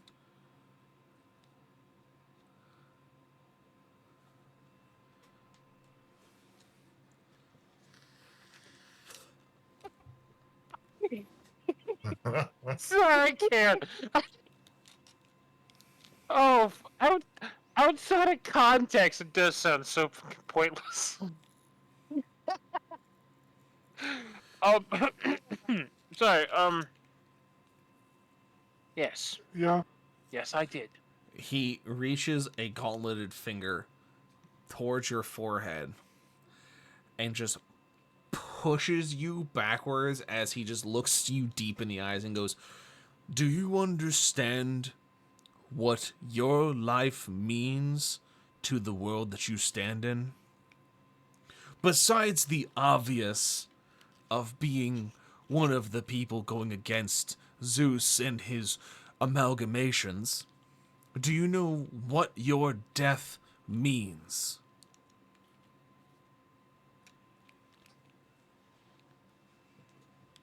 Honestly, no. I don't. Your death means the end of everything you've done. Not in the normal sense of the word of you are dead and can no longer act, in the sense of everything you've done up to this point over the past 14 to 15 years would evaporate in an instant. You dying here would reset the clock as if you never left your time to start with. You would have died in the tower when Zeus cast his shot. You wouldn't have been pulled out. You wouldn't have been brought here by Bill. You would have died a nameless death in a nameless tower in a forsaken city. And nothing that has happened over the past 14 years would have occurred to lead to the events of where you're standing now. And you wanted to risk your progress over a pun. Did I make the right decision? You carry my blade, my name carved into its hilt, and nearly ended yourself because you found yourself in a battle of wits against a tabaxi? Disappointing. Let me be honest, when you lay it out like that, it does sound rather foolish. You are the oldest one, the one who has the most experience. They look to you for guidance in combat. They protect your back as much as you protect theirs. You are no longer a child. Do not perish if you don't want to see the end of your work be done. If you die, there is no promise that I am able to stop it. Though we may give you power, we may give you a chance, there's nothing saying that it won't be permanent. Now I believe it's time for you to wake up. As you see him just punch you in the mouth, as you wake up to essentially Nez giving you pats on the face to wake you up from the local anesthetic.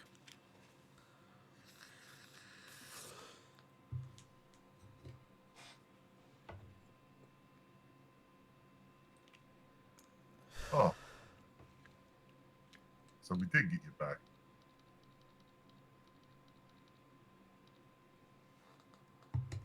Creed's just going to clean off the blade, sheath the sword, then grab his armor, put it back on, just go to the ranger. Okros is flicking both him and Nameless in the nose before he walks away. Bad energy. Dead energy. So, How about go make some damn food, damn it? I'm gonna stay with them. Keep tabs on them. yeah. So, Okros, did you say you were going with him or you were going somewhere else? I didn't catch it. How about go make some food? Dumbass just stabbed himself through. He needs a good meal. Fair. So you're just gonna pop out your kitchen, like your kitchenette, and just be like, fuck it. Yeah, pretty much. Alright, so you pop over your kitchen and you start cooking. And Nez, you follow Creed to the ranger. As Nameless, I assume that you also go to the ranger. As While holding Creed's hand. Don't forget that. while holding Creed's hand. No, Oh, yeah. no, Mm-hmm. no. Alright, guys. Let's not continue this. We But you already were saw already what persuaded. happened last time. Yeah, I was persuaded to say the phrase. I wasn't persuaded to do it. We'll run it back. You were persuaded to hold the hand after you said the pun. Anytime someone asks, I'm referring to him as my deformed child. Nothing says that you can't, so... Anytime someone brings up, Child. yes, he's referring to Nameless as his deformed child. Deformed child. Well, that's something. So yeah. He's my deformed child who loves having people pat him on the head and scratch behind his ears. No one really asks you much as... Oh no, it's completely unsolicited. I'm blatantly telling everyone this. I'm also telling everyone that there is another member of our party he has a mad crush on, and he just will not admit it. Again, unsolicited to anyone nearby. People Creed is telling start everyone. giving you, like, really weird looks and walking very far away from you. Good. And as you get closer to the barracks, you see the man you're looking for. He's just sitting... I just want to say, while he's doing all that, I'm just skipping along with a big smile on my face, holding his hand. Yeah, I mean, that's fair. Mm-hmm. Okay, sorry, go ahead. I hate you so much. So yeah, it's you find the person you're looking for. He seems to be an orc of some sort. Sitting towards the back end of this barracks, looking out over through the window towards the desert. He seems to be in a tank top of sorts, with these very strange goggles on his forehead, very small lenses that seem to be blacked out. He wears a leather cowl that's attached to kind of a cape, so it's kind of like a shawl combo going on that kind of covers his back, comes over his shoulders, and kind of wraps up over his head if he wants it to. He seems to have two large daggers on his thighs, kind of in different sheaths, and they look like an odd design, almost curved, kind of like if you took a scimitar and bent it over itself. So the belly of the blade is towards the outside, almost like those Nordic meat cutters you see. That's got like the weird handle, and it's got like a little axe head. You kind of push it through stuff. It's a very strange design, especially for a ranger. He doesn't seem to carry any kind of ranged weapons on his person, minus maybe some throwing knives. He has a large satchel that sits next to him that's full of vials and what looks to be notes of some kind. And over his left shoulder, he seems to have a skull of what looks to be one of these sand skitters, kind of strapped to it as a makeshift pauldron. And without turning around, you see him go, "I smell you. What do you want?" I want to use the creatures against Walter's Rest. You want to lead the creatures towards Watcher's Rest. As he turns around, you see that his face is scarred from multiple cuts of something. His head is shaved clean. He's got two large tusks and a couple of broken teeth in between, but just kind of jutting jaw. And you see that his eyes are almost this opaque, like his irises and pupils aren't there, but are replaced by this almost shimmering pool of what looks like mercury. Like there's silver, but like a complete disc of silver. He looks at you, almost knowing exactly where you are, and just goes, "You've come to the right, Ranger. I love playing with my toys out in the desert there. Them limp-brained monsters don't seem to scare me. They don't seem to do me much for enjoyment much anymore. That's what you can say, being the butcher of Adriel Cove."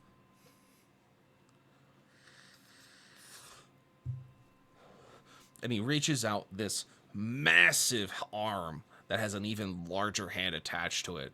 And he looks at you, Creed, with these silver eyes, and just goes, "The name's Conic."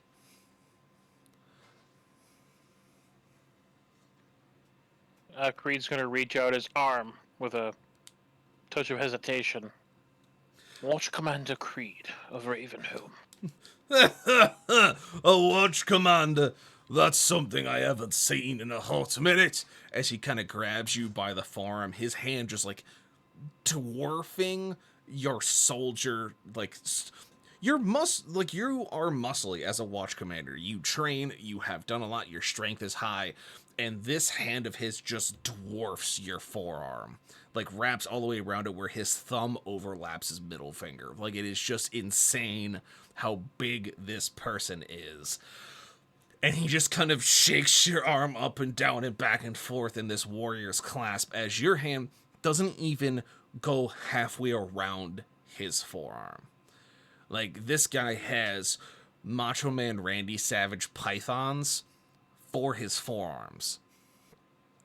Like, it's insane how swole this ranger is. And he just kind of shakes your arm back and forth, and he's got this toothy grin that comes out. He goes, "Ah, it's good to see another veteran of the sands here. I can smell the class on you. It's good to see someone that's got some grit in between their toes. Minus ones that are around here that seem to earn their keep by scavenging. What can Canuck do for you?" Well, this. Jeez, Creed, you can let go of my hand now, sweaty fuck.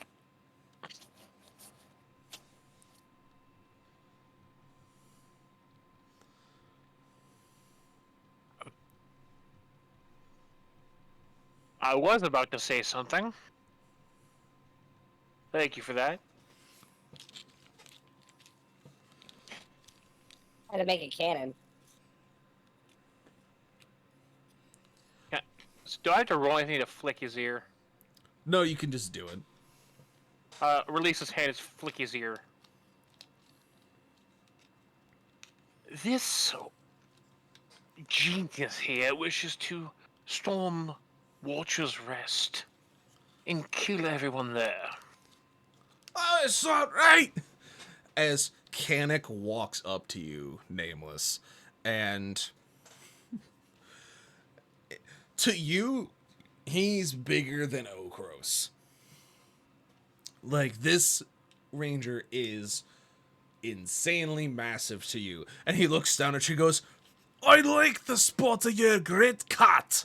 Come here!" As he kind of picks you up in a big old bear hug and holds you. He goes, "I love someone that likes to go get their claws dirty and go massacre the ne'er-do-wells and wrongdoers of this land," as he's just holding you real tight. He goes, "Oh, I love to see it." And he kind of drops you on the ground and goes, "So, you want to stake your way through the fortress? Well, it seems as you're going to need something as a little bit of extra teeth to get yourself through them walls. I've seen them myself. What actually lies within the sand dunes. I like your style. What's your name, cat?" They just called me Nameless. Ah, I like the hug. The hug was awesome. I appreciate it. Some people could use a little more humble in their life, as I glare at Creed. your name is Nameless. That's something I ain't seen before. That's alright, crack. I like it. I should have picked it myself when I had my own first name taken, but Connacht's good. Butcher of Etheria Cove's good. Hey, you live with what you got. But regardless, I like your fucking style. Now, if you want to get the beasties to follow you into Watcher's Rest, really give you a bit of extra teeth to go through, you're gonna have to learn the monsters that lie beneath the dunes themselves. As you can see, I took out one of them sand skitters with nearly but a toothpick the last time I was out there.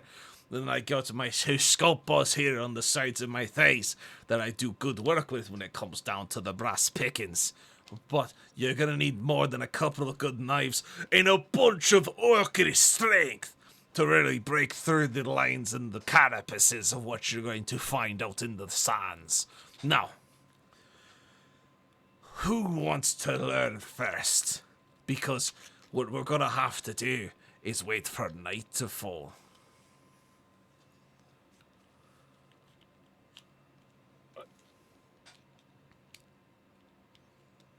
Well, I'm already pretty good in the dark, so maybe Creed should go first.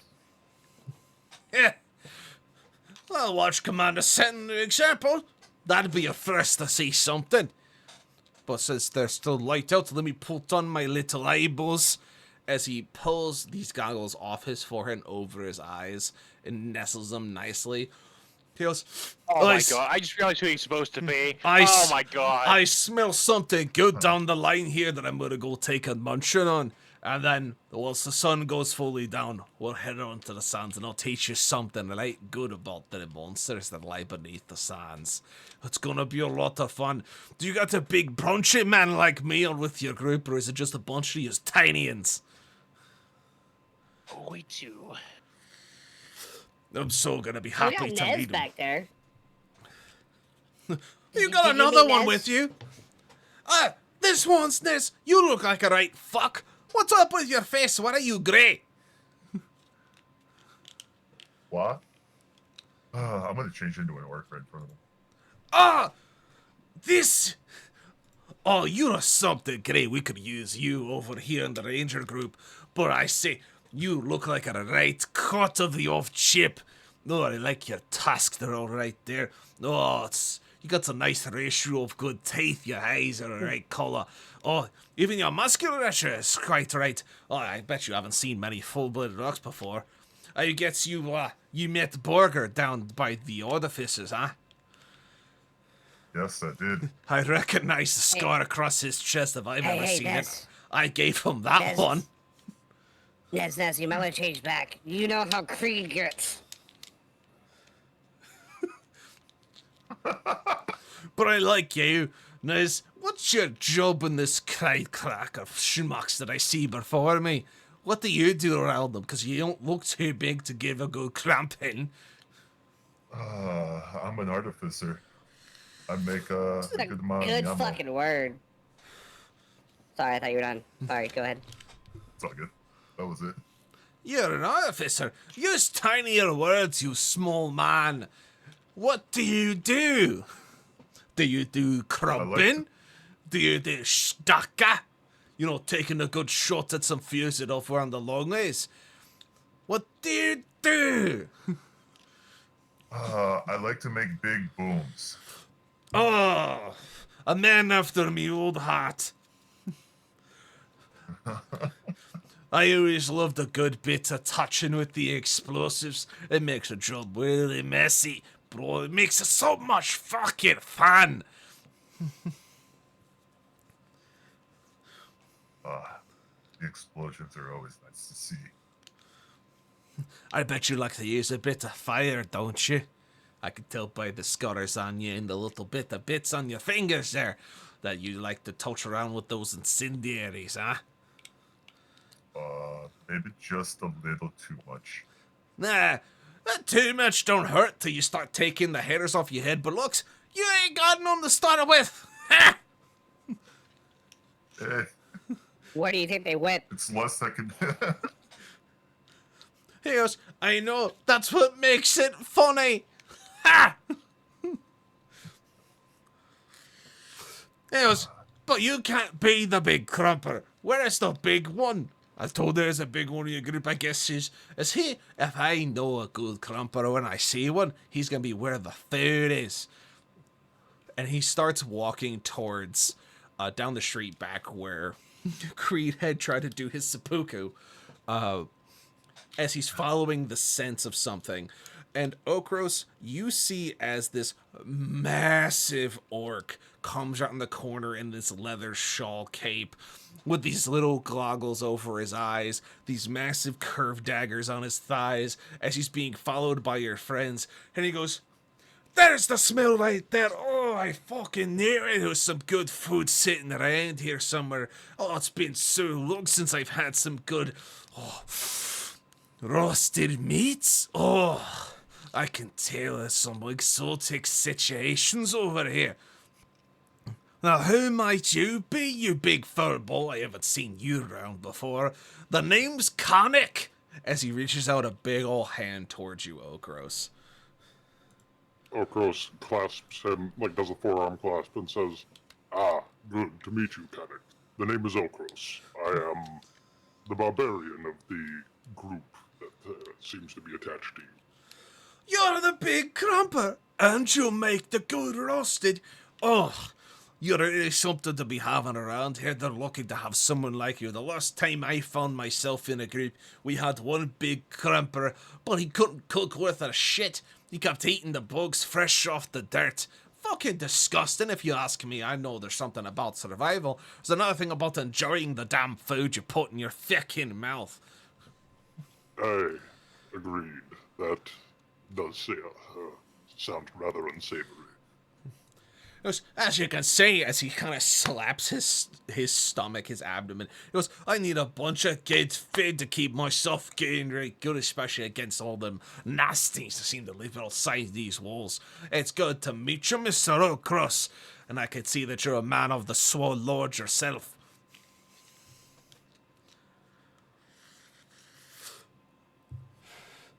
So I didn't hear that last word. You are a disciple of the Swole Lord yourself.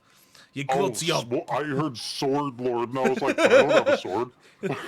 you got some big groupies on your arms there. And as she's saying, she's kind of gross. pointing it out to you, but you can tell this guy has like 6 inches on you in height. Okros would simply nod in respect and basically just like flex in response, yeah. Just do the peck dance. Just the. He looks back at you and he goes, a man of culture, as he starts making his peck dance too. This goes on for a few minutes as you guys look in just bewilderment as they seem to talk in peck flexes. Yeah, you know Morse code? Yeah. bit of Morse code. Yeah, it's just short flex, long flex, you know? Short flex, long flex. God damn it.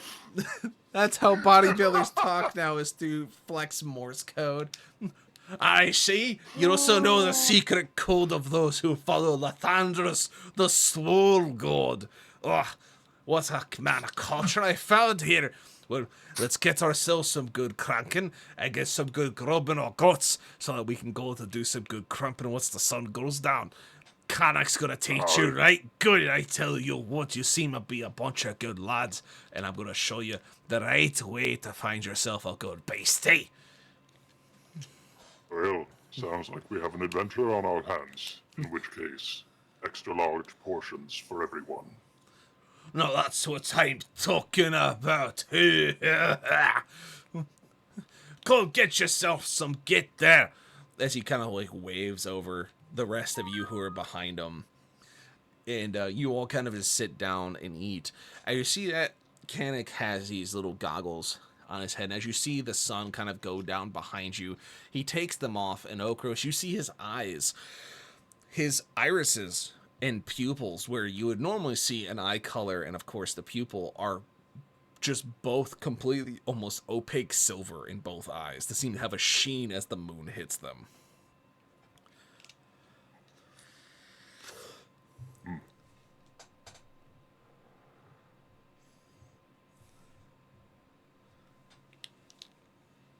Very unique. And so you all just have a good eats as Kanek just starts scarfing down what's put in front of him and just complimenting it every turn. Just saying, just Sweetened with sugar cane. sugar. Oh, yeah. We don't get much of that out here. It's a bunch of fucking wrecks. I imagine it would have difficulty being cultivated here without a large oasis.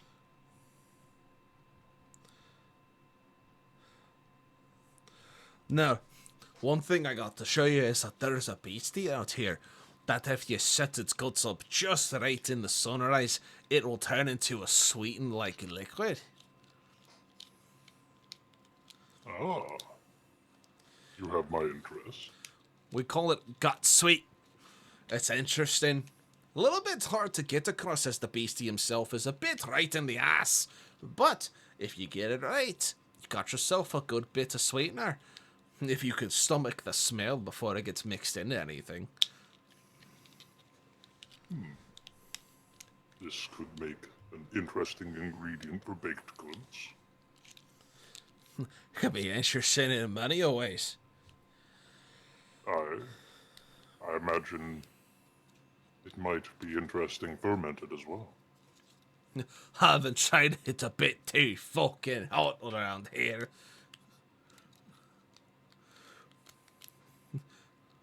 Now you, small cat Mr. Nameless, I say you keep looking at me eyes. Want me to tell you a story about the Butcher of Dry Hill Cove? Ooh, story time. I'm just gonna sit down and like watch him. You Well, see, if you sounds get... like the perfect time for beverages. You see, back many a moons ago, but I'd say about 10 years, I met a man out here at... Was it longer? It was many a bit when that mice sound the distance wasn't so fucking short. As he points out, Creed, you notice the mesa he's pointing to is the one where the Scorched temple sits under. And he goes, back when that mesa wasn't so fucking short, it must have been at least probably more than 10. I'd say probably about 15. I met this man out here in the desert. He had been stranded. Fell out of a fucking sky, he did. On a blimp or some shite. Was a good man. He's a bit of a weird for a smooth skin. He was pink and pale. Burned easily in the sun. Didn't have good thick orc skin. Or good thick orc muscle. But you see, he was a good one with the daggers. What did he call himself? He said he was the Whisperer in the Darkness, the King's Executioner, the Cruel Killer, something along those lines. He was running from something in his past, something that was chasing him fiercely. Well, you see, good old Canuck found himself back in those deserts fighting with him, getting him settled in his little spots that he'd like sitting in, tell him about the ways to evade capture between the sands, and tell him about all the beasties that are around, as I had gone a bit few of these scars back when I was a young Gretchen, and now, being a big orky, you learn a thing or two, otherwise you die a wear or two out in the sands. We see, I was running from something as well. I had done quite a number of terrible fucking things back in Adriel Cove, as low as on the line of the cradle of life, as you'll see that I found myself a bit short of coin. And what's the best way to earn coin is to doing terrible things for people who want to pay for it. And I found myself right fucking good at it. But unfortunately, when I found this king killer and helping him live another fucking day in the sands before he went off to do whatever he was planning, I wound up getting nicked and shot in the ass by some gobshite piece of fick. Captured me, threw me in the back of a truck and drove me back to Azrael Cove. Stuck me in their penitentiary near this place called Butcher's Bay. Stuck me right good. I was stuck in there for a few years. Wound up getting enough money through selling and doing jobs. As you see, it was a max sack. Got a lot of guards, and a lot of them weren't paying much attention. If you slipped them the right currency, well, I'm doing a few bad things, earning a bit more of my time, but enough to pay a duck to do some interesting corrective work to my eyes. So I can see really good in the dark. Even better than those that are already gifted in seeing. I can see even better. Gave me an advantage that a lot of others didn't have. As you see, what scares warriors more than a fierce blade is a blade that can strike you when you're not looking. Especially one that can come out of clear darkness. After he worked in my eyes, I found a way out of the prison. Skidding and skirting like the small oak I was, till I found and broke my way out, made a name for myself, and then eventually the sky fell. And that's when I decided to turn my life and become something better, to use my ability to cast violence and death upon the land that I tread in the service of making sure that others can do the same. In what better way than to right yourself, to sharpen your skills to fight the very creatures that were created to fucking murder you in your sleep. So that's the reason I'm here, and the reason I have these scars upon my face and my body. It's because I lived, and I found ways to best the beasties that come out of the ground at night, searching for blood and souls of those who wish to get killed. and I go bump back, and I kill him first. And that's why Kanek's gonna show you a thing or two, and get you back where you need to be.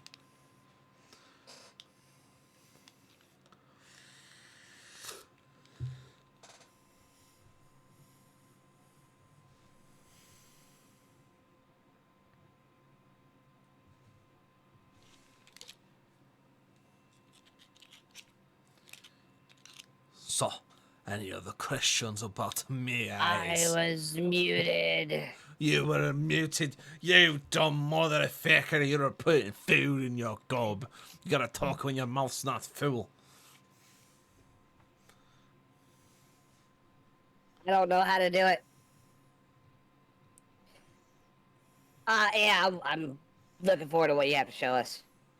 I'm looking forward to watching Creed try to do what you show us. Let's be honest here. Good, good. That's gonna be a lot of fucking fun.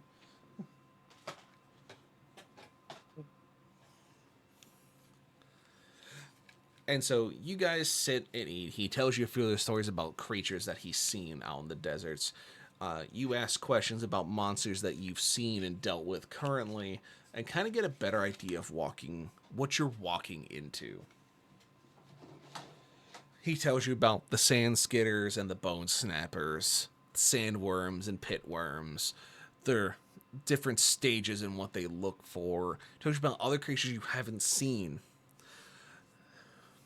And he just kind of walks you through all this basic info. Then once you've had your full and you're comfortable, he goes, well, you've had your fill, you've had your dandy. Are you ready to go get yourself into a real right mess of fucking trouble?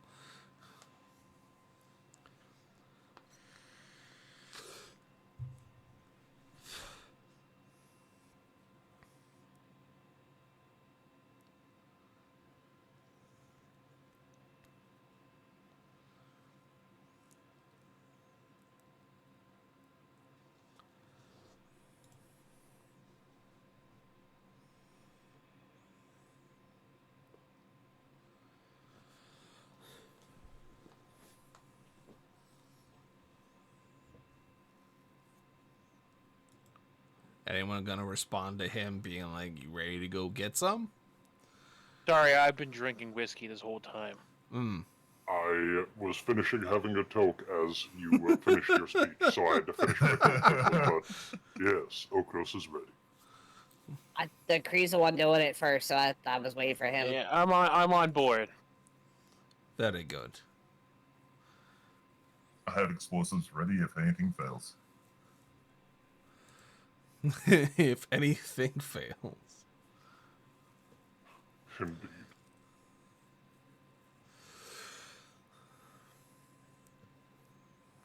So, at this point, he looks at all you.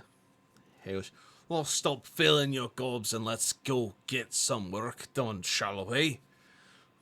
As he kind of stands up, brushes off the front of his shawl, gives himself a good couple stretches. You hear bones kind of snap and crack back into place as he just gives himself a nice big old stretch. And he goes, well, get your gear if you ain't got it already. It's about time we step into the big lugs. And he starts walking towards the gate on the northern side of the city. Okros packs up his kitchenette and heads off.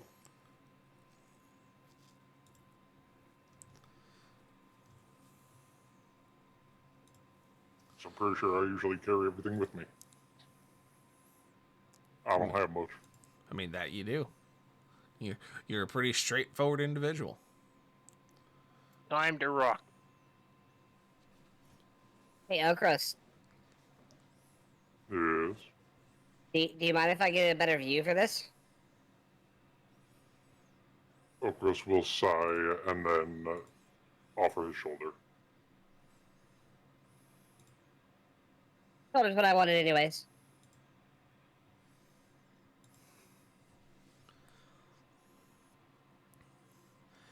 And so you all follow behind Kanek as he starts moving towards the northern gate. And when you do get there, he kind of stands in front of it. and just looks out and goes, "Just so you know, once we step onto these sands, they're gonna be out there, they're gonna be hungry, and they're not going to be very patient. So whatever you do, don't step too far away from me, and you'll learn a thing or two to keep you alive."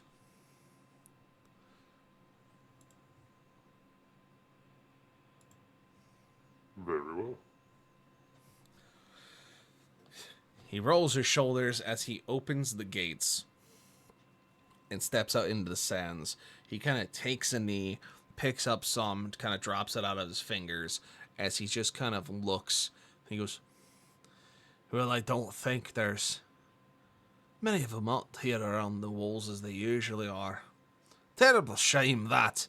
And as no sooner does he say that, you see a large prehensile tail come out of the sand, jab him through the neck, and pull him down into a burrow that was beneath him as he disappears from the surface entirely.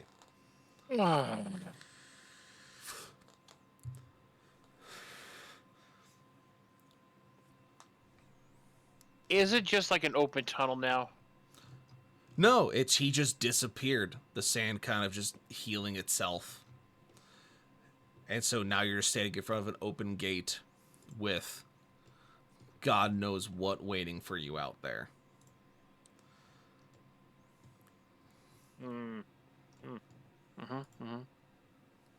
How easily did the sand appear to displace? Extremely. As it was almost as if something is under there. Okros, Yes. deploy the cat there! And he's going to point to where Kandik disappeared.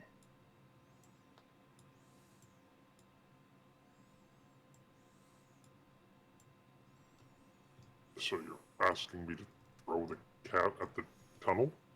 Yes. There is no tunnel. It just looks like sand. I know, Where that's the best tunnel part. would be, rather. That is the best part about it, Mr. DM. Something's down there, and we had clear path. So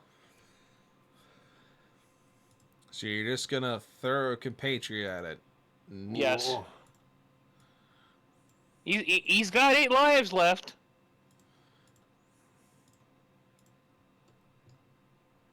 Also, for what it's worth, I'm like halfway through this bottle of whiskey, so my logic is not exactly perfectly sound right now.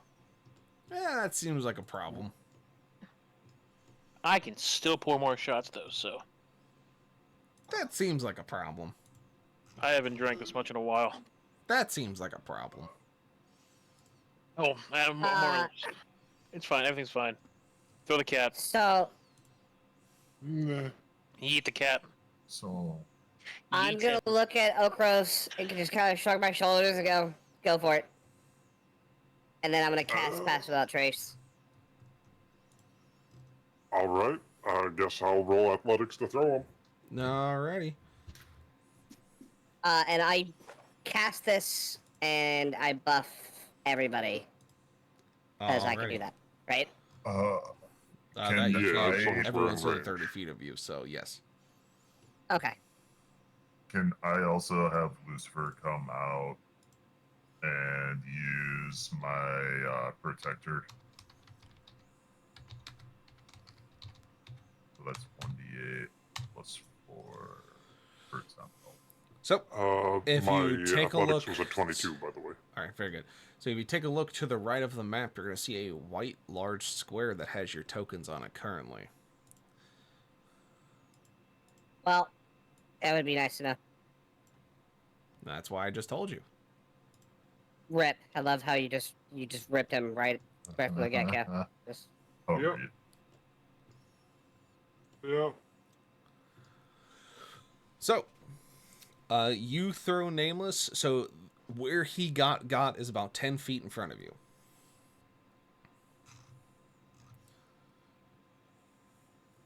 so there.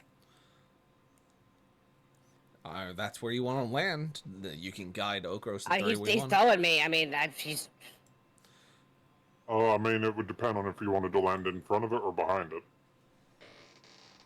He may be throwing you, but you're the one making the call because you're the projectile.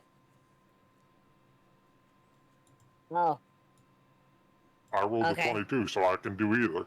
Oh boy. yeah, we'll go behind it. All right. So I'm gonna wrap myself in my cloak. very good. So you begin to shimmer and blend in with the sand around you. Okris, with a 22, you easily throw him. He's not exactly heavy, and he's aerodynamic to boot. And so you kind of throw him like a lawn dart, about 15 feet ahead of you. And Nameless, you land with a soft path as your paws hit the sand, your cloak kind of billowing out as a little bit of dust comes up, and your cloak begins to shimmer, blending in with the sand around you. And I'm going to ready my action for if anything bursts out to attack Nameless. If so I nothing. can do that at this point. The sand. I mean, you can ready your weapons. That's fine. That's a free action at this point. You guys basically saw what happened, and so you're ready for combat. You're expecting it at this point. And so, Nameless, you land, and nothing seems to pop out of the ground. You just kind of sit there for a second. You don't feel anything. Nothing really shifts. As you're just kind of sitting there. What do the rest of you do?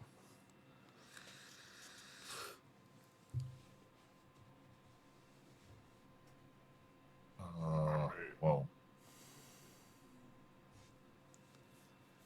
Okros is basically just ready to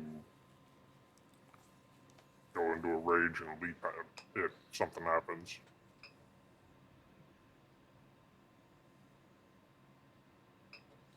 Fair enough.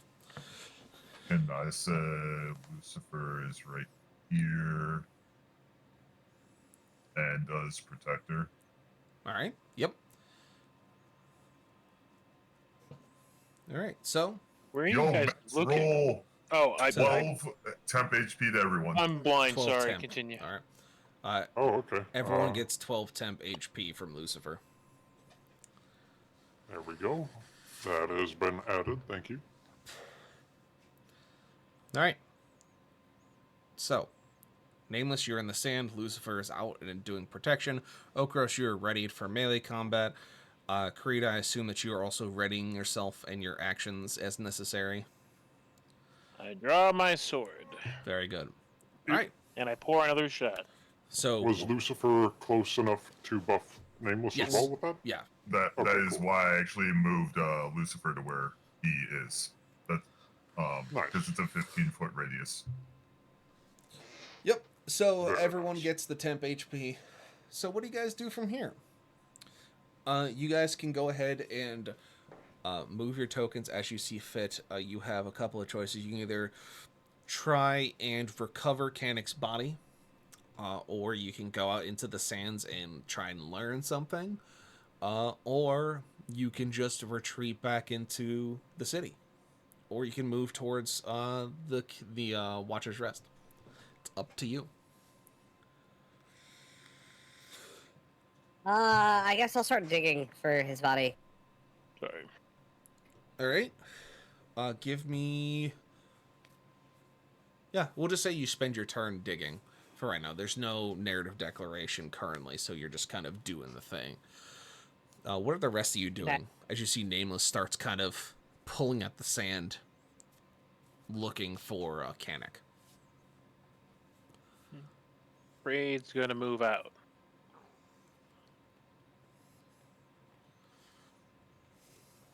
To there. All right. So you're just doing a walk. Yep. And I'm gonna try and watch for anything suspicious. All right. At this point, I need, if you guys want to stay in stealth, at this point, I need all of you to roll me stealth, and then you get your +10 from Nameless. Yeah. Ooh, okay, that was. What is my stealth? 29. And it's just a straight plus 10. I don't roll It's a d10, right? it's your it's just it's a Like straight for- plus for 10. the bonus? So yeah, so you roll your So stealth, you do your I normal got bonuses, it. and you add 10 to the top. I got a 31. I'm very stealthily waiting there with my hammer. All right, I guess that's. I am the knight. He puts his sleeves back on. Here, I'm just gonna use this Blood Hunter token as my text boy. So Gross got a 31. Nameless got a 29. Creed, what was your stealth? I'm insane in stealth. I'm not subtle. What was your result? I didn't roll stealth. I'm not staying in stealth. Oh, so you're just all right. You're not doing stealth. All right, then, Nez, what did you get? My dreads pulled and I got a 29. Oh, nice. Very good.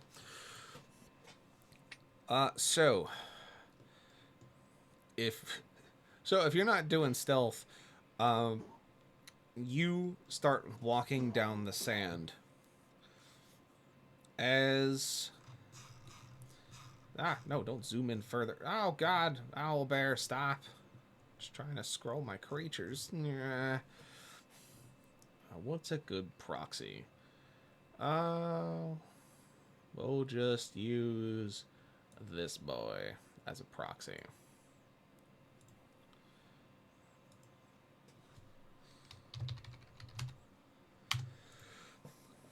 So as you walk past where Kanik got, you see a tail whip out at you from underneath the sand, and it seems to miss, and then just kind of sit coiled like a snake, in with the rest of it being under the sand, and just kind of sways back and forth, kind of clacking its prehensile claws together like a rattlesnake.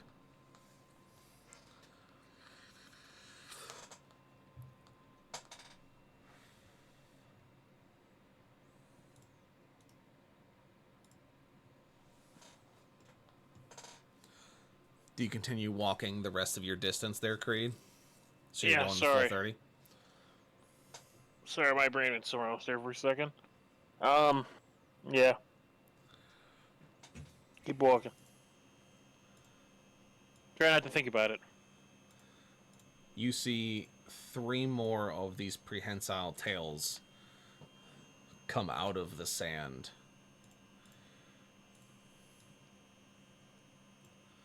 As they're all just kind of swaying where they were and clacking their claws together. Anything more than the tails? Nope, all you see is their tails kind of hovering above the sand, swaying back and forth and clacking their claws. Alright. Stand there. Or sword out, protect Nameless. Alright, so... so, Nez and Okros, you see this happen. As 4 tails come out of the sand, all kind of pointed at Creed, as one of them took a swipe and missed. And Nameless, it doesn't seem to be paying attention to you, and doesn't know that you're there, as you're just continually slowly pulling sand towards you, looking for Kanik's body. Excuse me, sorry. So, at that point, Okros and Nez, like I said, you see this all happen. What do? They don't seem to know that you're there. I'm going to activate my rage and use my feet to leap 10 feet. Well, I can do 15, but 10 feet at the skitter and then attack it. All right. And I will...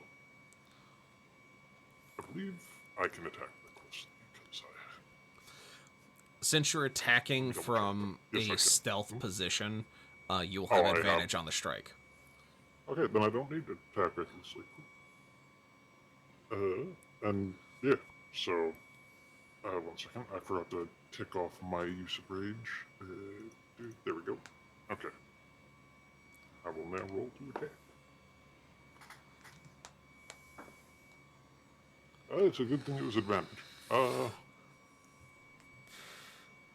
17 plus 11 to hit, so 27, 28 to hit, rather. Yeah, you easily leap from the shadows of the doorway and just bring your hammer down on this tail. And as you do, you just slam it into the sand with a resounding thump as the rest of it seems to just start wriggling with resistance. But you did damage the head significantly as you start to see this kind of purple ichor leak from between its chitinous plating. Alright. And for... I still do damage, right? Yeah. Even though it's under... Okay. You're still hitting a part of it.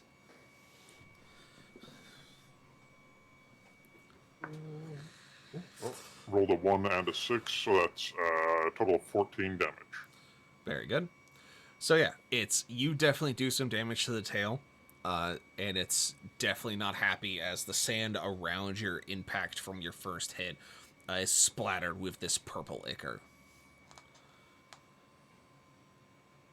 Alright. And,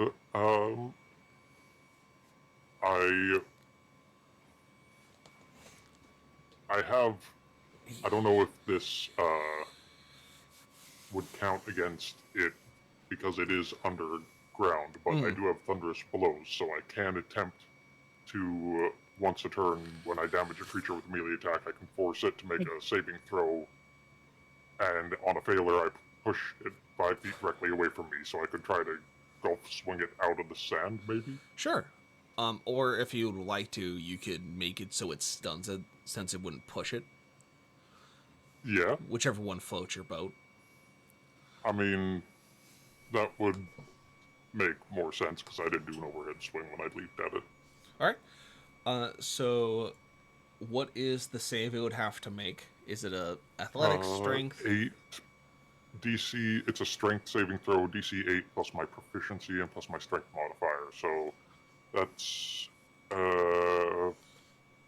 12 plus 19. It's a DC 19 strength check. And that's with your 23 strength? Yes, because my bonus is plus 7. All right. Well, it's 25 so it strength is with the belt. Right. It's 25. I can't remember if it's 23 or 25. Anyway, it is stunned. It fails the save. Nice. And oh, jeez. Just throwing That things would around over mean there. that my hand twitched and I dropped. That would mean that I would potentially have advantage on the second attack as well? Yes, because it wouldn't be able to respond in defense. Then I will roll a second attack with advantage as well, then.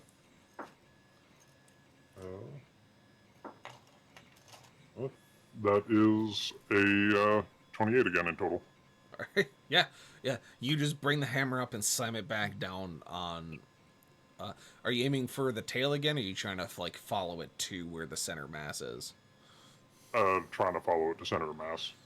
All right. So you bring your hammer a little bit, about a few feet to the left, as you bring it back down again, kind of following it to the base of the tail, and you swing. And at first you feel it hit sand, but then you feel it impact something beneath it. As Nameless, as you're digging through it, the impact from Okris's hit against this creature underneath of it seems to vibrate its outline underneath the sand and kind of tell you where not to dig. So you refocus your efforts, and you come across Kanek's satchel, as well as the rest of Kanek.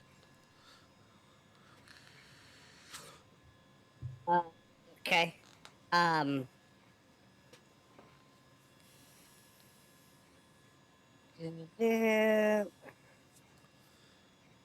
Only 11 damage this time. Very good.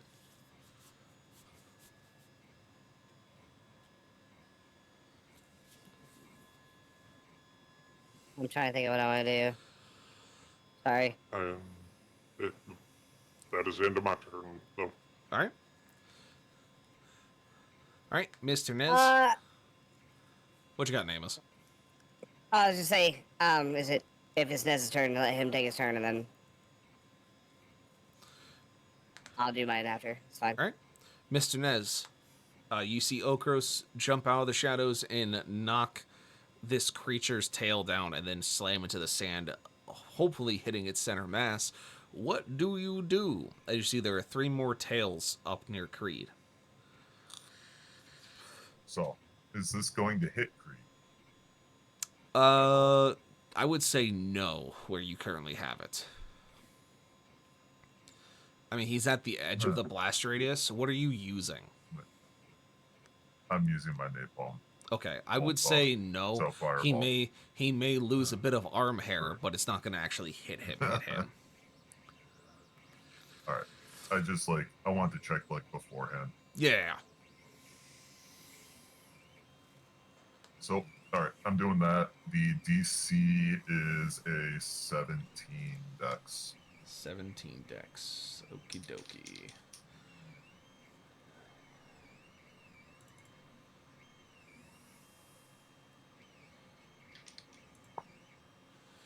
Yeah. Alright. Yeah.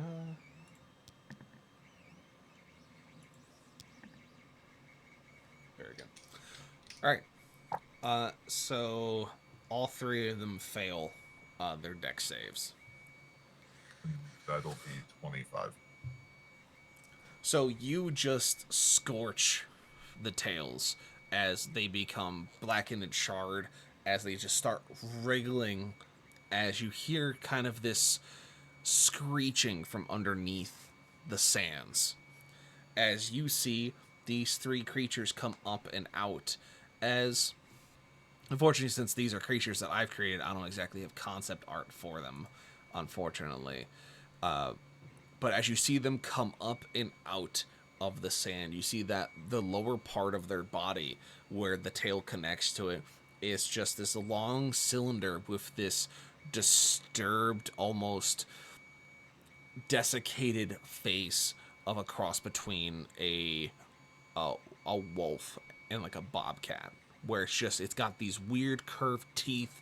The bottom jaw doesn't seem to match quite right with the upper part of the head. It's got 4 eyes, 2 on either side of its skull, both sets facing a little bit more to the front, and its skin is pulled closely to it as all of its teeth are exposed. Its body looks chitinous along its back and its undercarriage, but only doesn't seem to have any arms. It seems to just have these 2 kind of wide legs that come out near the base of where the tail is, as it holds its body parallel to the ground, with these massive legs sticking out that kind of seem to have these large, wide claws that help them burrow into the sand. And they come out as they're shaking their tails, and you see that they're just these large prehensile tails that swing like whips as they've now exposed themselves above ground.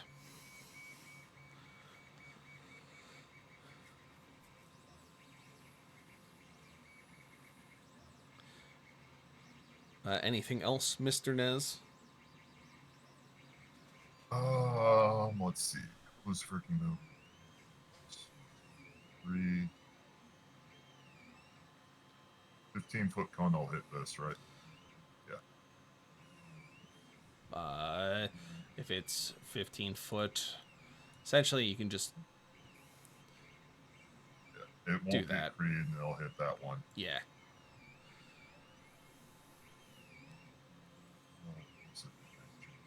That's it's a 16. Yeah, 16.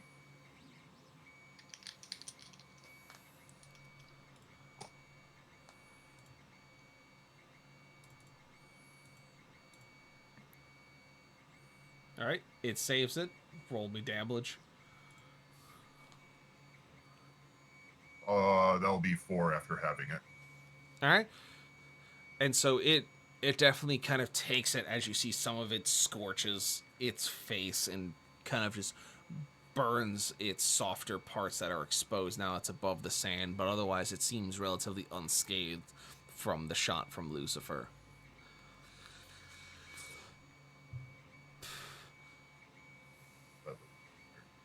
All right, Mr. Nameless.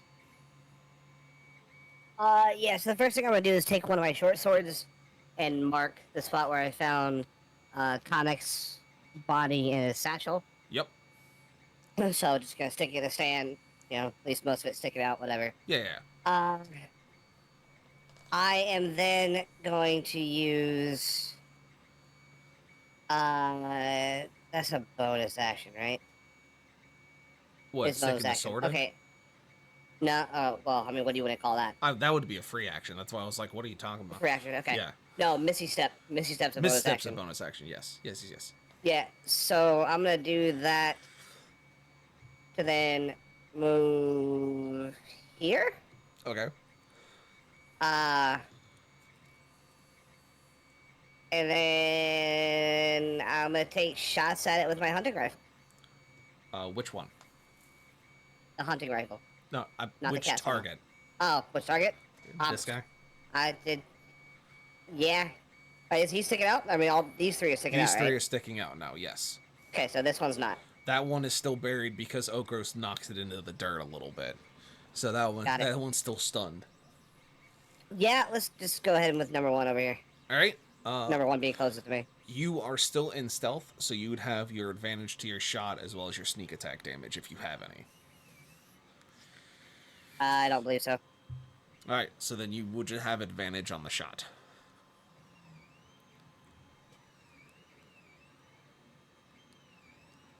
28 on that shot.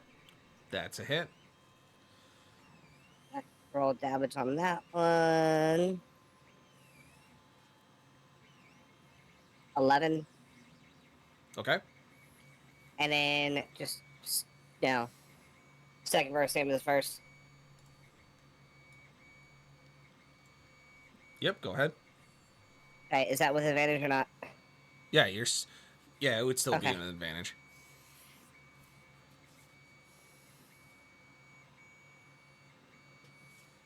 Okay, that did a lot of good. They were both 15, so 27. That's still a hit. You did it. I mean, it's just really like. And that'd be a 19 damage.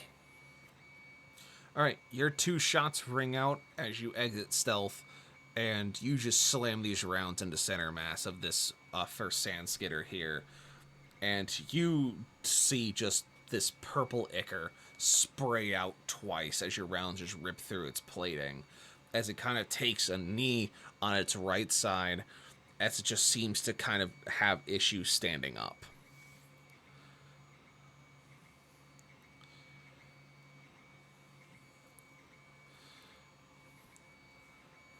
You got anything else, or is that it? Your turn? Yes?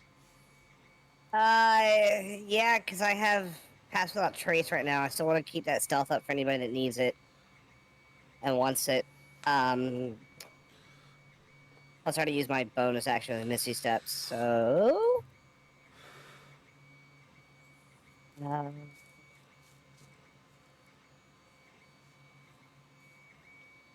I guess I got my 30 feet still, right? Yeah, I you can still got move movement. without- Yep. Okay. Let's just... I'm gonna move back over here. I want to search that satchel if I have a chance. Okay. So that would be at the start of your next turn. Next one? Okay. Yep. All right. Mr. Creed, you see your party go into action, including firing what seems to be a large Molotov at the three sand skidders in front of you as they unearth themselves from the sands. What do?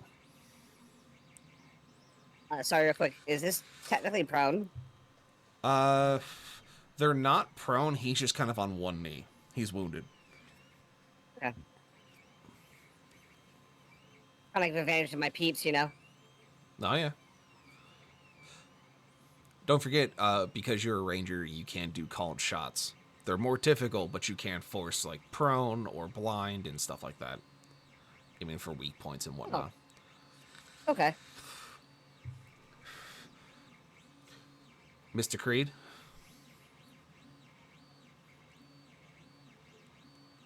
Blackburn?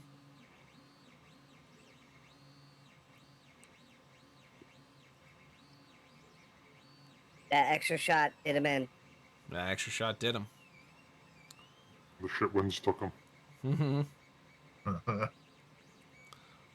Creed.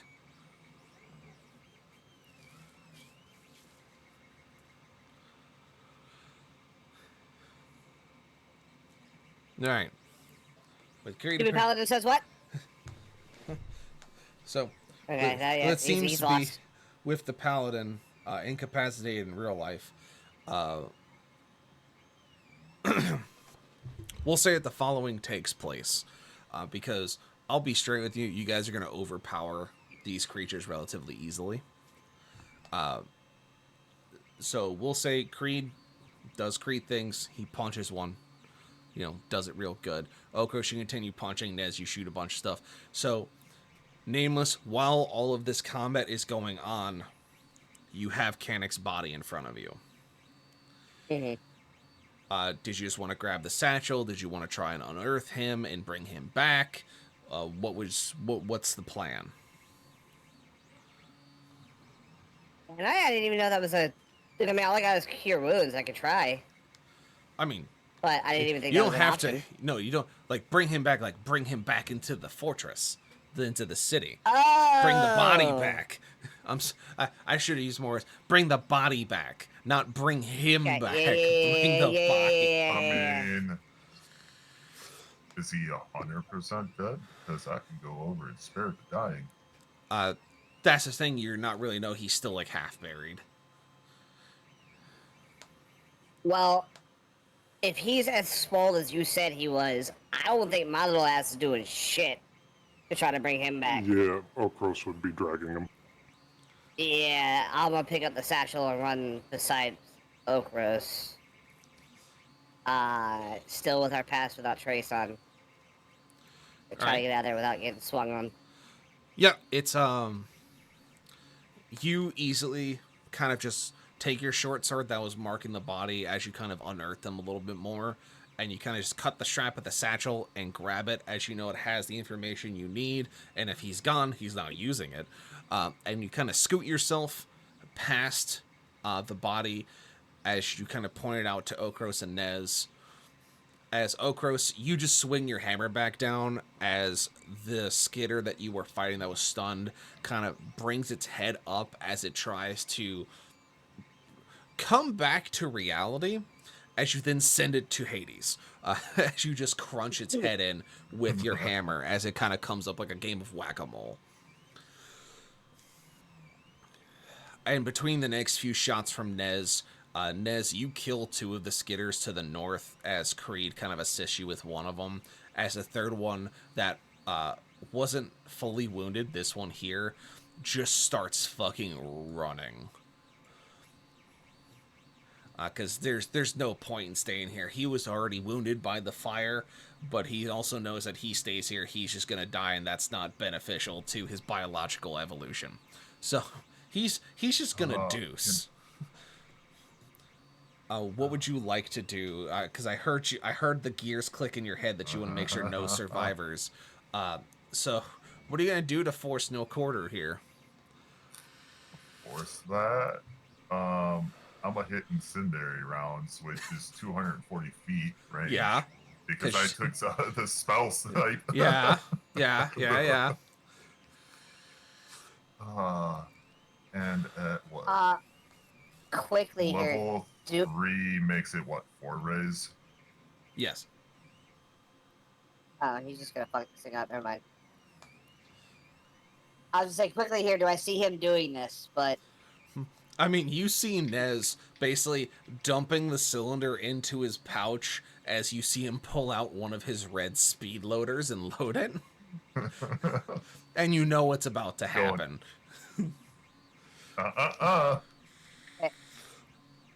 I'm like, okay, so I kind of want to go along with this, if that's okay.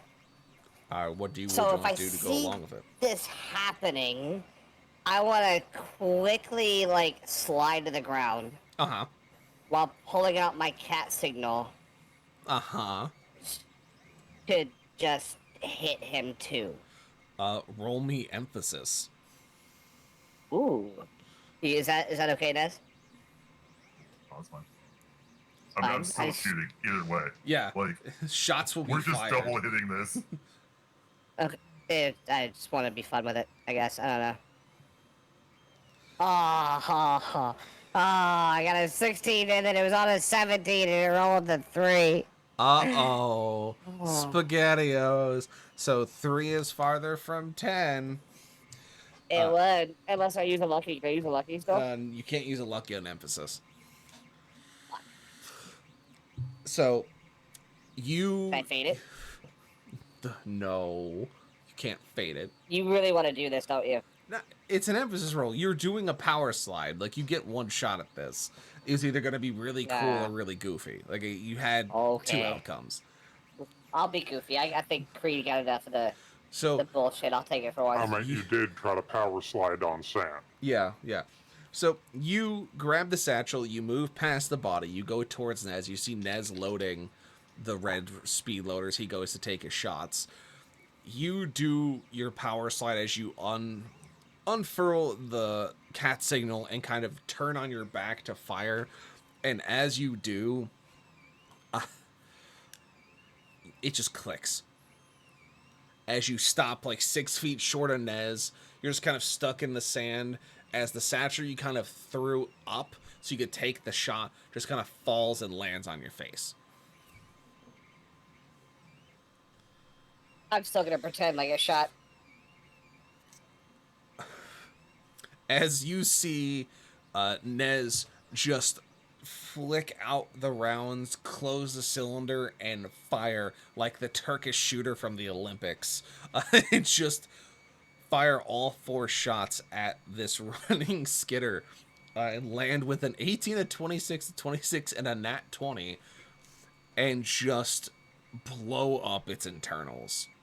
As you see these rounds hit as the center mass explodes in a spray of ichor and burning body parts as it just falls into the sand with a skidding motion and then just stops moving.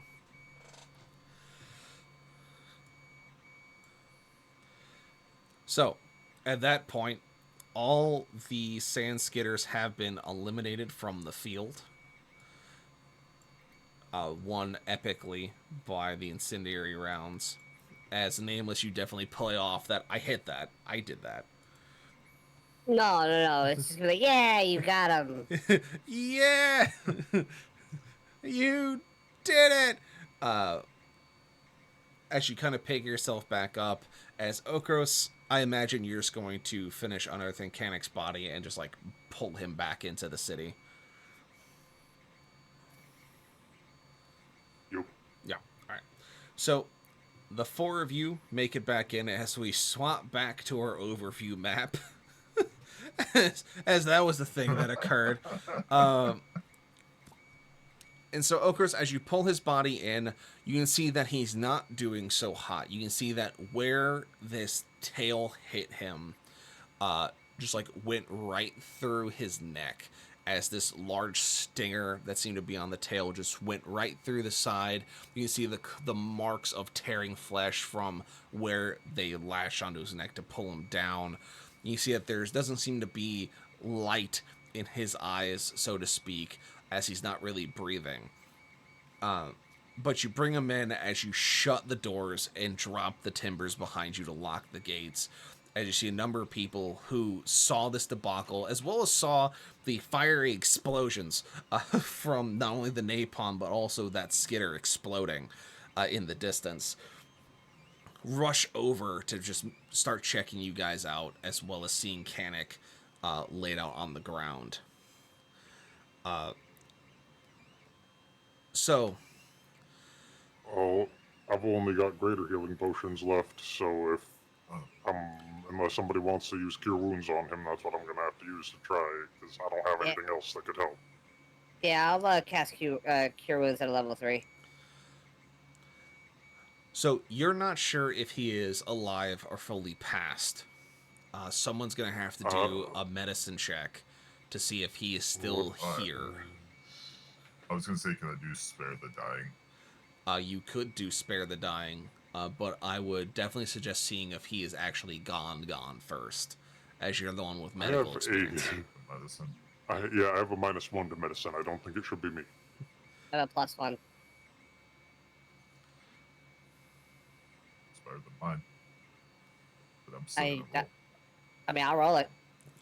Yeah, I mean, if you two basically wanna, so the way that we have it with help and assist, Nameless or whoever, if you want to assist another PC during these kinds of actions, you would essentially give them advantage for this check if you help them.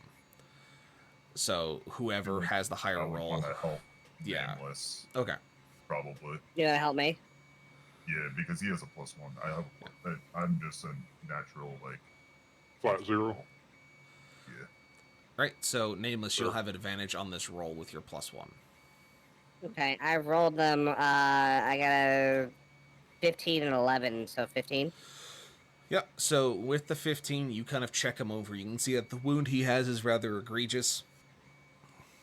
You can see that through the neck that the stinger went all the way through. And you can see that there's this weird ichor on the other side of his neck that doesn't look like his own blood. That you can, at this point, as you're doing your check, assume that was a poison or something that the sand skitter tends to use. As you can see that it had stingers on its tail. That doesn't seem that it was fully administered because the stinger didn't stay in the flesh. But as you kind of check him over, you see that he has lost a lot of life fluid because of the shot he took to the neck, but he seems to still be mostly dead. Not all the way dead, mostly dead. Which means that he's somewhat alive.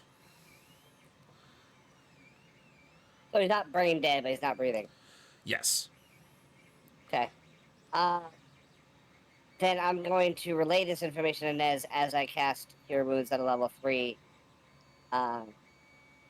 I don't know if it's going to help or not, but whatever. What I got to lose at this point. So, Nez, I assume that with this information, you're going to cast Spare the Dying. Yes. All right. So, you stabilize him with your spell. As you cast it, you can kind of see that his chest contracts and contorts a little bit as you do it, as you kind of see that his body is seizing a little bit. Nameless, as you do Cure Wounds, you can see that the wounds in his neck start to close. But you still need to pull him all the way out. At this point, you see apothecaries come up behind you as they kind of take over from it. They seem to set up some kind of tubing that goes into his arm. They're squeezing some kind of waxed bag full of fluid through the tubing into him. They seem to be pulling out these glass syringes and putting medicine into Kanek. As they look at you and go, well, you've done the hard part, and he's still kind of here. And they kind of pull his body onto this stretcher as they kind of pick it up as a third one continues squeezing this bag into his arm as they walk him off. As the mayor comes over and goes, well, I say, what happened to him? There was quite a stir we heard between the light show and the explosions. I didn't expect any of you to return from that. Why is Kanek on a stretcher?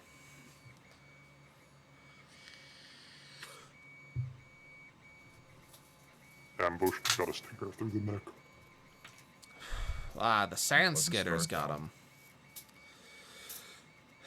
Well, they are ambush predators. I would believe Kanek would know that. It's very strange that they got the best of him on this one. Where did he get hit? Was it far off towards Adriel Cove? Was it by those large mesas?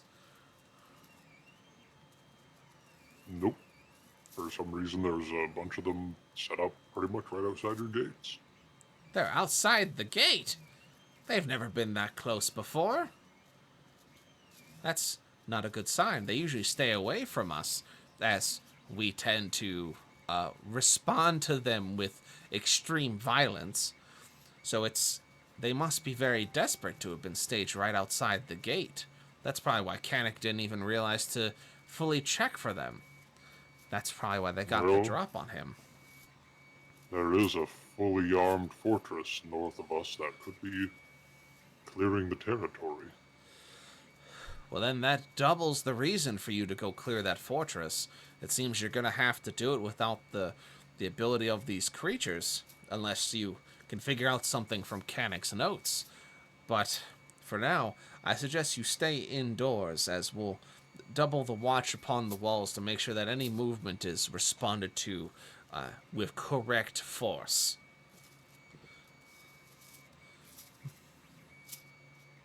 Well, The can't old argue with that. proportional gag, huh?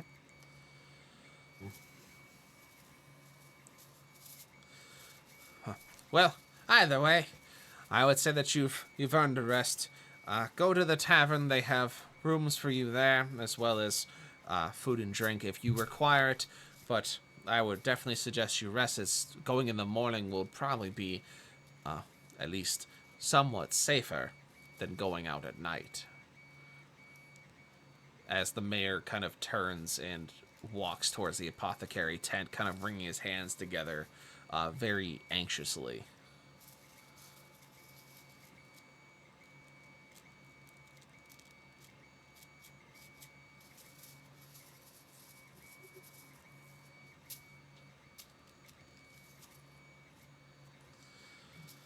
I would like to ask Nameless for the notes in the satchel that he took.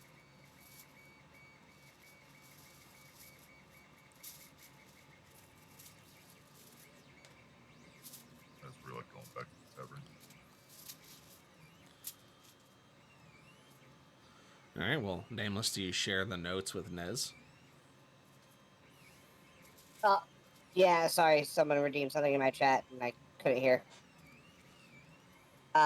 Yeah, I'll share the notes with Ness, let him look them over. All right. So, you guys head back to the tavern as you start looking over the notes. And you can tell that the notes are relatively in-depth, as it seems that Canic has dealt with these creatures for a while. Some basic charcoal sketches of creatures, identification of weak points, parts that can be used for food, parts that can be used for weapons, what kind of things they create, such as venom or poisons.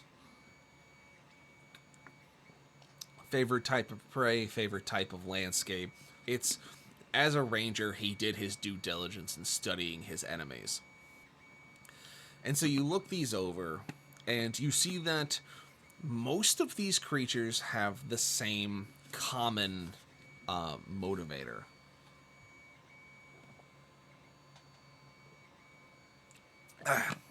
Which seems to be heat and movement.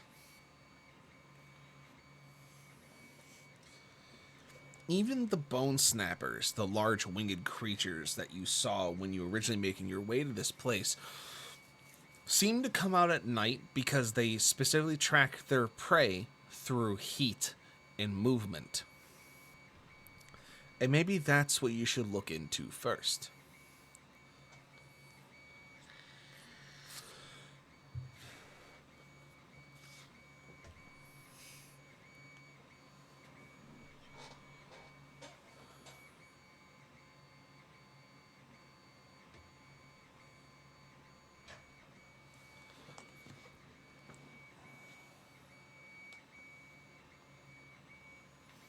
Oh, I've got some ideas for this rebar we have.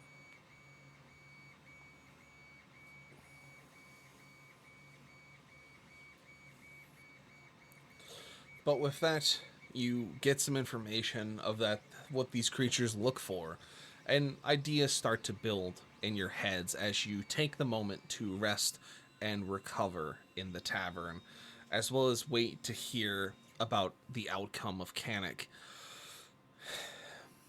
You eventually wind up taking yourselves a long rest over the course of the night, waking up the next morning as we bring the session to a close. As you all wait downstairs in the tavern, making a plan for what to do next. Dun dun dun dun dun. All right. Ah! So that is the end of this session of Beyond Etheria Ashes, entitled Scorched Earth. And we're going to do our quick breakdown before we send everybody home for sleeps in games and whatnot, as I have this cool batarang I just printed. Yeah, I heard it going the whole time you were talking. Yeah, I got to get a quieter printer. It's on my list. This one was free, so I'm not going to look to give horse in the mouth. Fair. So, let's do goods and bads and uglies. Starting with, well, Creed is non-existent at this point, so we will go to Mr. Nameless. Oh, I mean, making Creed stab himself in the chest was, yeah, loved it. Yeah, right? The ugly part was kind of almost dying / could be dead. Yeah, that's pretty bad.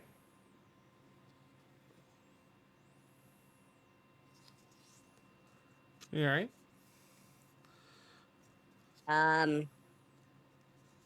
Yeah, all that stuff. Very good. All right, Mr. Nez. The unforeseen hype that I did on that nat 20. Yeah, fair. Trying to like, talk for the moment as I rolled that while he was doing the emphasis roll. Just, I'ma do it, boss. As you just nuke that sand skidder as he tried to get away. Just, you thought you could run, punk. Very good. And also the constant of somehow just everything went against Creed tonight. That was hilarious. That was something.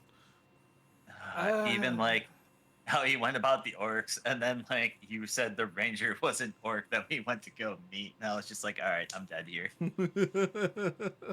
I'm continuing this, and that's why I fucking changed into an orc. The ranger is an orc, and suddenly Creed's just all. Basically. Uh-oh. Spookudos. Yeah. Anything else, Mr. Nez? No, that's it. All right. Mr. Okros. I mean, the whole thing about holding the hand and saying the pun was funny, but it did. I'd say that was both good and bad, kind of. Yeah. It. But Oh, aside I from even that, know it was starting to get way too much. So yeah. Yeah, but yeah, I'd say the best part for me about that, aside from the fact that I had to waste a health potion to do it, was just kind of walking up, ripping the sword out of his chest, and being like, "Here, fucking drink this, dipshit." Just take this. Nah. Yeah. So for my good, bad, and ugly, my good was you guys kind of thinking and spreading out and looking over options. My bad was it's kind of a bittersweet thing was with some of the RP. It's where it definitely could have just been when the bit got stale, just cut the bit and go from there. Yeah. But that just comes with playing your character to a fault or just really sticking to your guns. Like it's part of learning roleplay and whatnot. So it happens. Yeah. I think my other good was building up Kanik and then having him just get deleted as soon as you guys went out to the sands. Yeah, That it's was like, yeah, that of was course, my favorite of thing. course, Yeah. the Riddick character would just get insta-gibbed. just you don't even see him in combat. It just gets insta clapped, just deleted. Oh, it's totally X-Force vibes from Deadpool 2. Just all right, we're diving in and just like into a blender. Like it's just like Yeah. Where's the rest of the team? We're the only ones left, and I'm on a moped. Just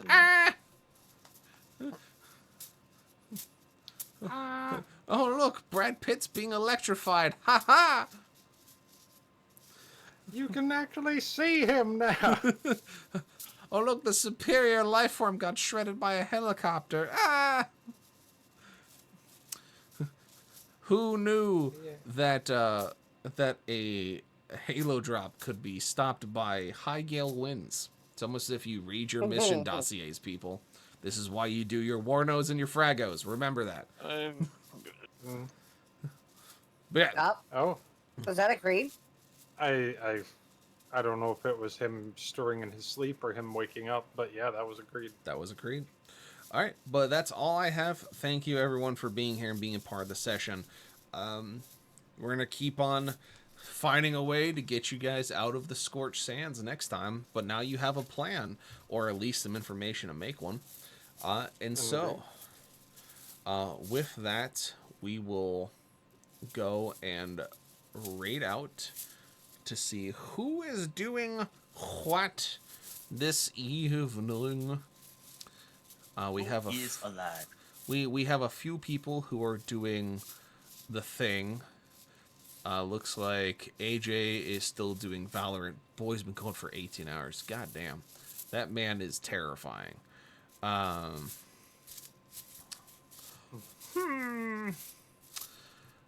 Kay is getting spooked. Go jumping on that.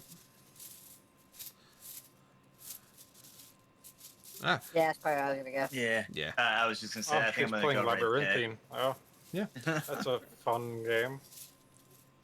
It's a actually spoopy pretty good. game. Spoopy. But yeah, so we'll raid out to her. She's a good person, very funny, very silly, and is interesting to watch. Just get scared the shit out of. So go have fun with them, and then we'll see you all next week for more D&D, if not sooner for other game times. See you then. Bye-bye, everybody. Bye. Bye, everyone. We're gonna go in with Kay as well. Yeah, what they said. Yeah, what they said. Yeah.